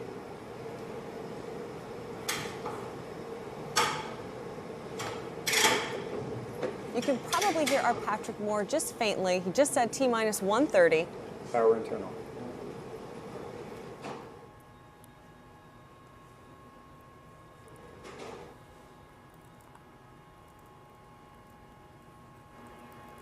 T-minus 60 seconds. Rock, report range status. In this last minute here, they've started up the hydraulics on the forward and aft. You might start to see the engines gimbal. The rest will happen very much so in rapid succession. And then the next 15 seconds, we could be seeing what we call big water, which is the water deluge. You can hear New Glenn coming alive out on the pad at T-minus 30 seconds. GS1 at flight level. GS2 at flight level.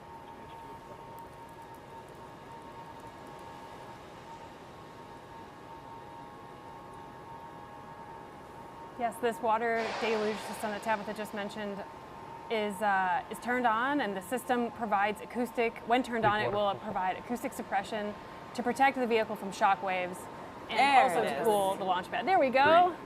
3, 2, big water. 1. We're at T-minus 3 seconds.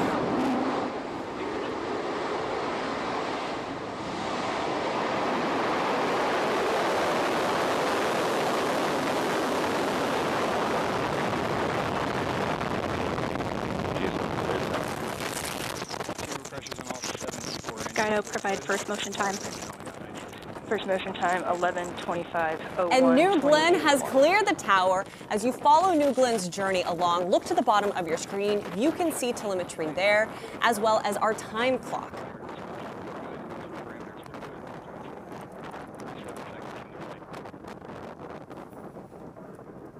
Vehicle's now completing the pitch over maneuver. Strakes now level. 45 Auto seconds sweeping complete. flight. The 4 parameters. GC OSM perform post liftoff fire inspection sweep using LC36 cameras. Great shot looking back from New Glenn as it soars to the sky. We're about a minute into flight. Soon the vehicle will reach maximum dynamic pressure, which is the point at which the pressure on the vehicle is at its highest. 1 minute, 6 seconds. Beautiful shots from New Glenn. Body rates continue to look nominal. Data quality is good. We can hear Patrick a little bit now. Yeah, starting to come in. It looks like it's right down the middle of the corridor. 1 minute, 20 seconds. Trajectory is nominal. Team plus 1 minute, 20 seconds. Now passing Mach 1. Oh, we can feel the rumble here in the studio. 1 minute, 30 seconds into flight. Back to you.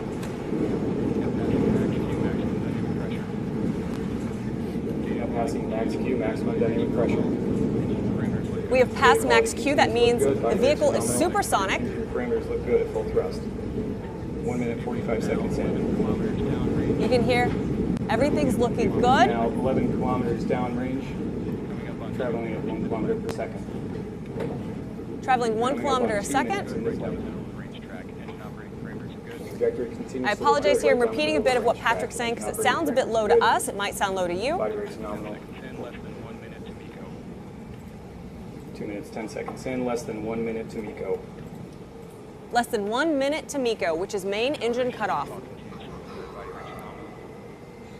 Acceleration profile continues to look good. Body Wow. rate's nominal. Beautiful. Seeing good activity on About the to pass 2 minutes and 30 seconds into flight. Trajectory is good. Trajectory is good. 30 seconds in. LDO, so 30 count one. seconds to MECO. Go. About 30 seconds no to fires or MECO. secondaries observed. Elder caps.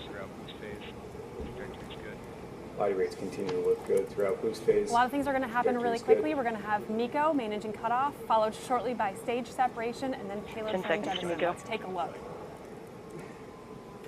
2 minutes, 55 seconds into flight. LDGC, no anomalies from the ground systems. Elder caps. Standing by for MECO. Standing and we by. have MECO. MECO confirmed. Sorry. Correction, now we have MECO. Body rates We have nominal. MECO. Engines look good. Separation. You're looking down at the 2 BE3Us. We have ignition and full thrust on both BE3U engines. You hear the cheers? On both BE3Us. That's Team Blue you hear, by the way. Engines look good on both BE3U engines. Body rates nominal. Data quality looks good from both stages. Everything's looking nominal. GS2 ignition in full thrust.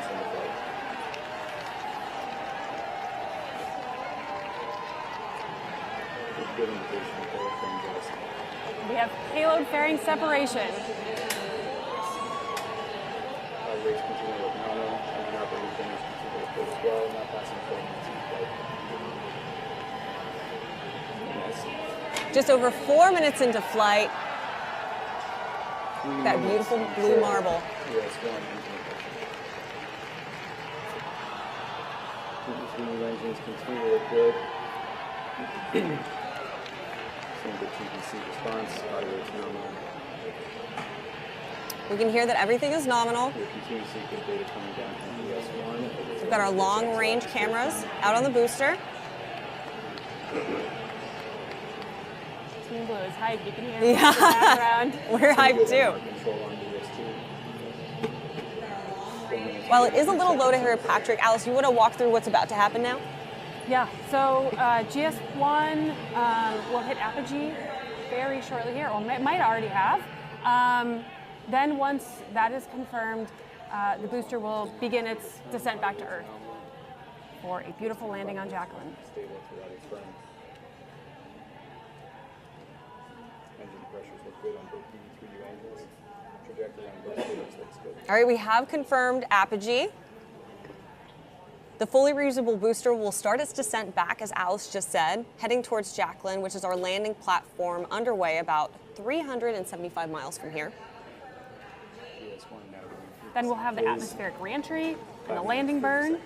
And in about 2 minutes, 3 of GS1's engines will relight. Continue to see good data coming. And something that's about to happen here, the booster will go through those burns. The first is about 20 seconds long. The second burn will be at atmospheric reentry. GS1 continuing through its turn. Body rate's nominal. Passing 6 minutes into flight. Now 6 minutes into flight. 1 minute remaining to engine ignition. 1 minute remaining until engine ignition.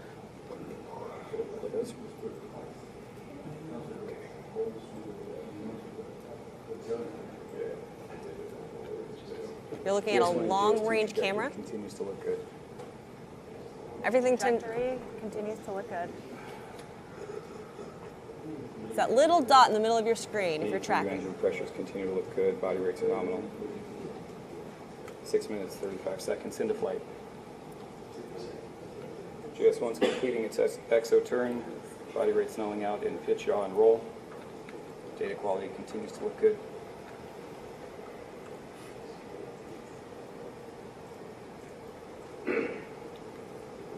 Standing by for GS1 engine ignition. Stand by for GS1 engine ignition. Now passing 7 minutes into flight. Come on. And we see There's a shot of ignition Jacqueline there, on all past 7 three minutes into engines. flight. GS1, chamber pressures look good. Body rate control looks good. Ignition on all 3 engines on GS1, and pressures and temperatures look good.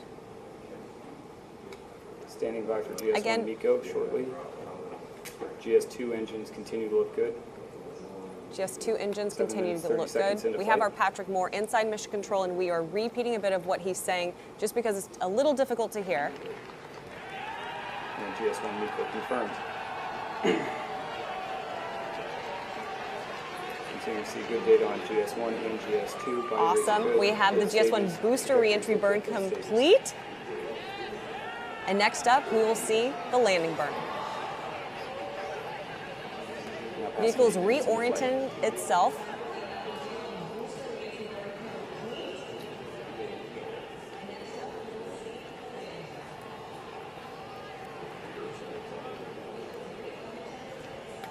Now passing through GS1 descent max Q. Passing through GS1 descent max Q. Beautiful shot. Oh my of gosh. GS1 there. GS1 seeing good activity on fins. 8.5 minutes into flight. GS2 is now halfway through burn 1. About 30 seconds away from that landing burn. GS2 as expected. Both engines continue to look good. Sounds like the engines look good. Coming up on landing burn. And we see 3 good engines on landing burn. Engine ignition confirmed. 3 good engines on landing burn is what I'm hearing from Patrick. Are they changing GS1? They are. Little low-level clouds. Switch to one engine. Seeing the chamber pressure. Here we go. Oh my God.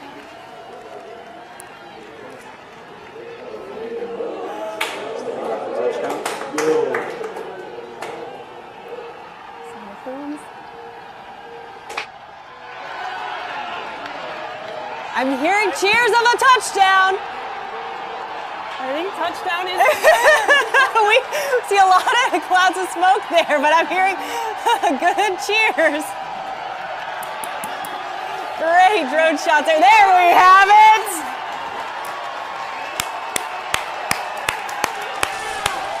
Welcome back once again. Never tell me the odds. It's good to say that twice, Alice. Oh my gosh, it sure is. Look at that shot of GS1 on the landing barge. Beautiful landing. We love it when it hits right in the middle of that feather.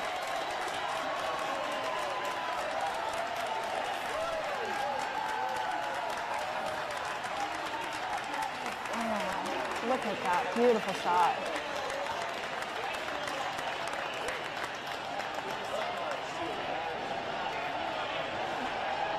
Jacqueline? Love to see it. Never gets old. It doesn't. Back home on Earth. Welcome back.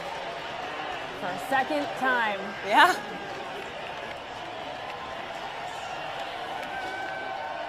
It's nice to just sit on this for a second, isn't it? Team Blue is still going. Yeah. You can see we're using our drones, making sure we get this beautiful shot for you guys. This is shortly the ROV is going to come in and safe the vehicle.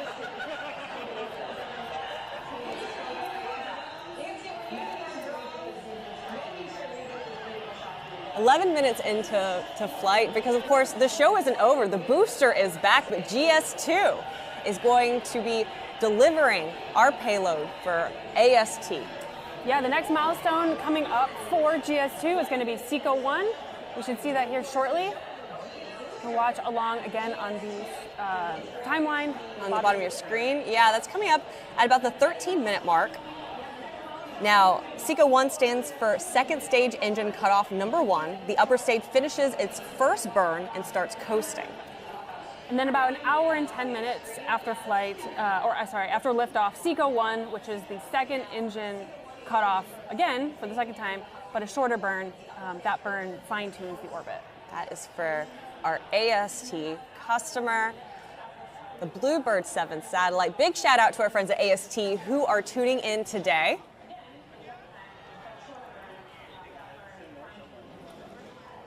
Never tell me the odds. A perfect name if you ask me, Alice.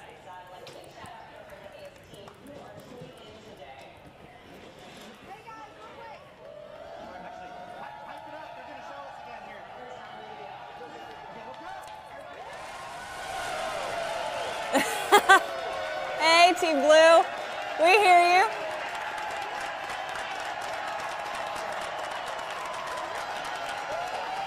It's the best part of being here, Alice. Team Blue shows up time and time again. They sure do. Shouting out. Early morning. Early morning. Shout out, of course, to our friends over in Kent, Washington. Extra early for them. Huntsville, Alabama. West Texas over at Launch Site 1. And the home of New Glenn, Rocket Park here in Florida. And our friends who are out at Cars Park as well. Hey, guys. Looking good.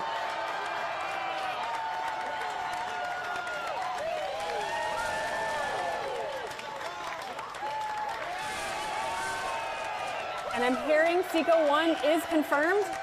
That is the second stage engine cutoff, number 1.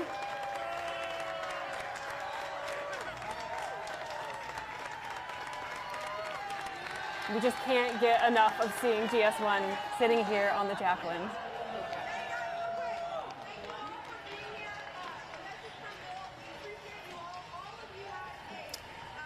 So we have to talk a little bit more, as we mentioned, about what is coming up. So we just passed SECO 1, and then in about an hour and 10 minutes into flight, we'll have SECO 2. That is the second stage engine cutoff, again, after a shorter second burn that fine-tunes the orbit.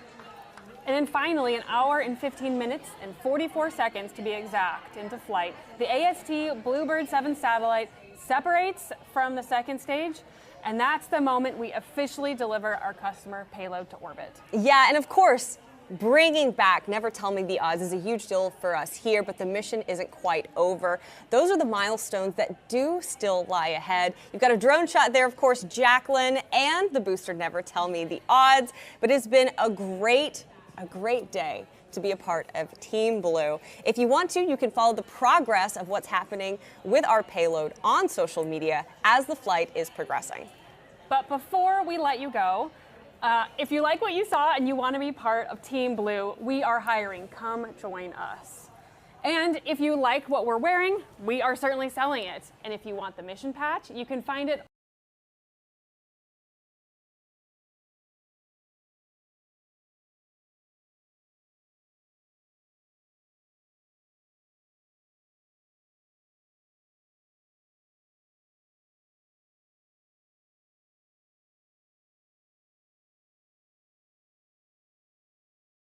Great day to fly. I am Tabitha Lipkin for Alice Water. on the vehicle. Big water. We're at T-minus 3 seconds.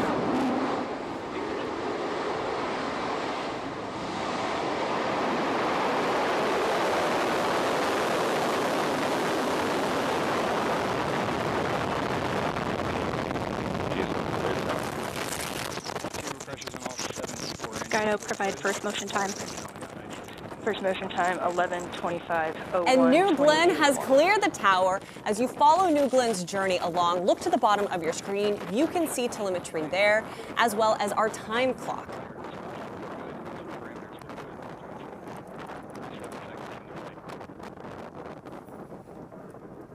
Vehicle's now completing the pitch over maneuver. Strakes are now level.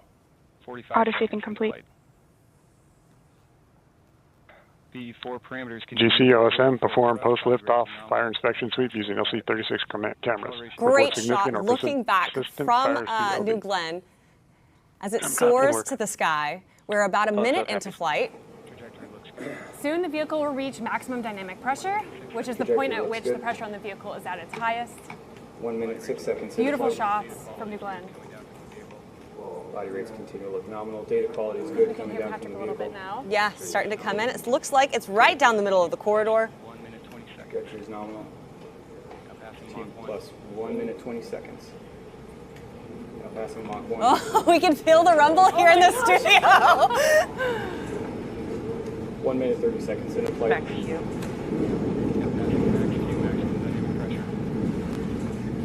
Now passing max Q, maximum dynamic pressure. We have passed max Q. That means the vehicle is supersonic. Parameters look good at full thrust. 1 minute, 45 seconds in. You can hear everything's looking good. Now 11 kilometers downrange, traveling at 1 kilometer per second. Traveling 1 kilometer a second. I apologize here. I'm repeating a bit of what Patrick's saying because it sounds a bit low to us. It might sound low to you. Body rate's nominal. 2 minutes, 10 seconds in, less than 1 minute to MECO. Less than 1 minute to MECO, which is main engine cutoff. Acceleration profile continues to look good. Body Wow. rate's nominal. Beautiful. Seeing good activity on About the to pass 2 minutes and 30 seconds into flight. Trajectory is good. Trajectory is good. 30 seconds in. LDO, so 30 count 1. seconds to MECO. Go.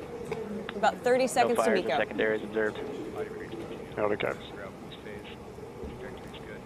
Body rates continue to look good throughout boost phase. A lot of things are going to happen really Trajectory's quickly. We're going to have MECO, main engine cutoff, followed shortly by stage separation, and then payload 10 fairing seconds to jettison. MECO. Let's take a look. 2 minutes, 55 seconds into flight. LDGC, no anomalies from the ground systems. LDCAPs. Standing by for MECO. Standing And we have by. MECO. MECO confirmed. Sorry. Correction, now we have MECO. Body rates We have nominal. MECO. Engines look good. Separation. You're looking down at the 2 BE3Us. We have ignition and full thrust on both BE3U engines. You hear the cheers? Ignition on both BE3Us. That's Team Blue you hear, by the way. Operating parameters look good on both BE3U engines. Body rates nominal, data quality looks good from both stages. Everything's looking nominal. GS2 ignition in full thrust.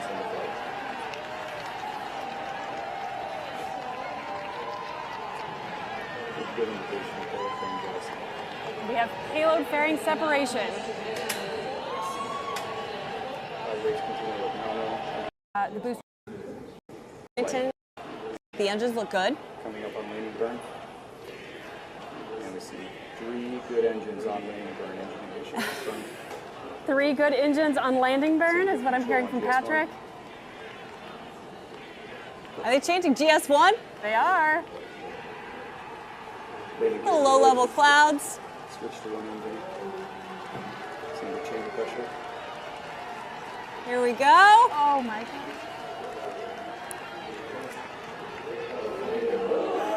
Stepping back for touchdown. Some booms.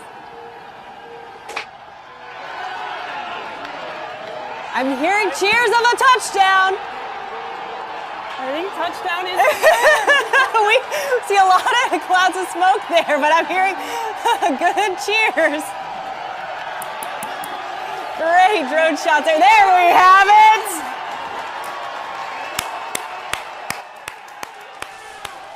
Welcome back once again. Never tell me the odds. It's good to say that twice, Alice. Oh my gosh, it sure is. Look at that shot of GS1 on the landing barge. Beautiful landing. We love it when it hits right in the middle of that feather.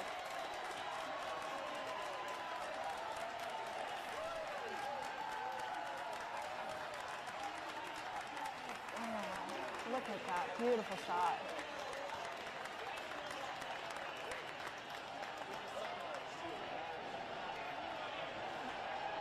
Jacqueline, love to see it. Never gets old. It doesn't. Back home on Earth. Welcome back. For a second time. Oh, we can feel.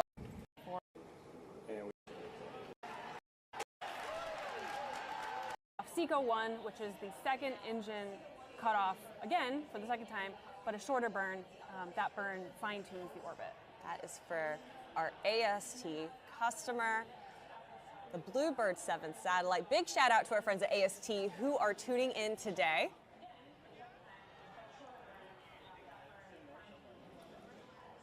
Never tell me the odds. A perfect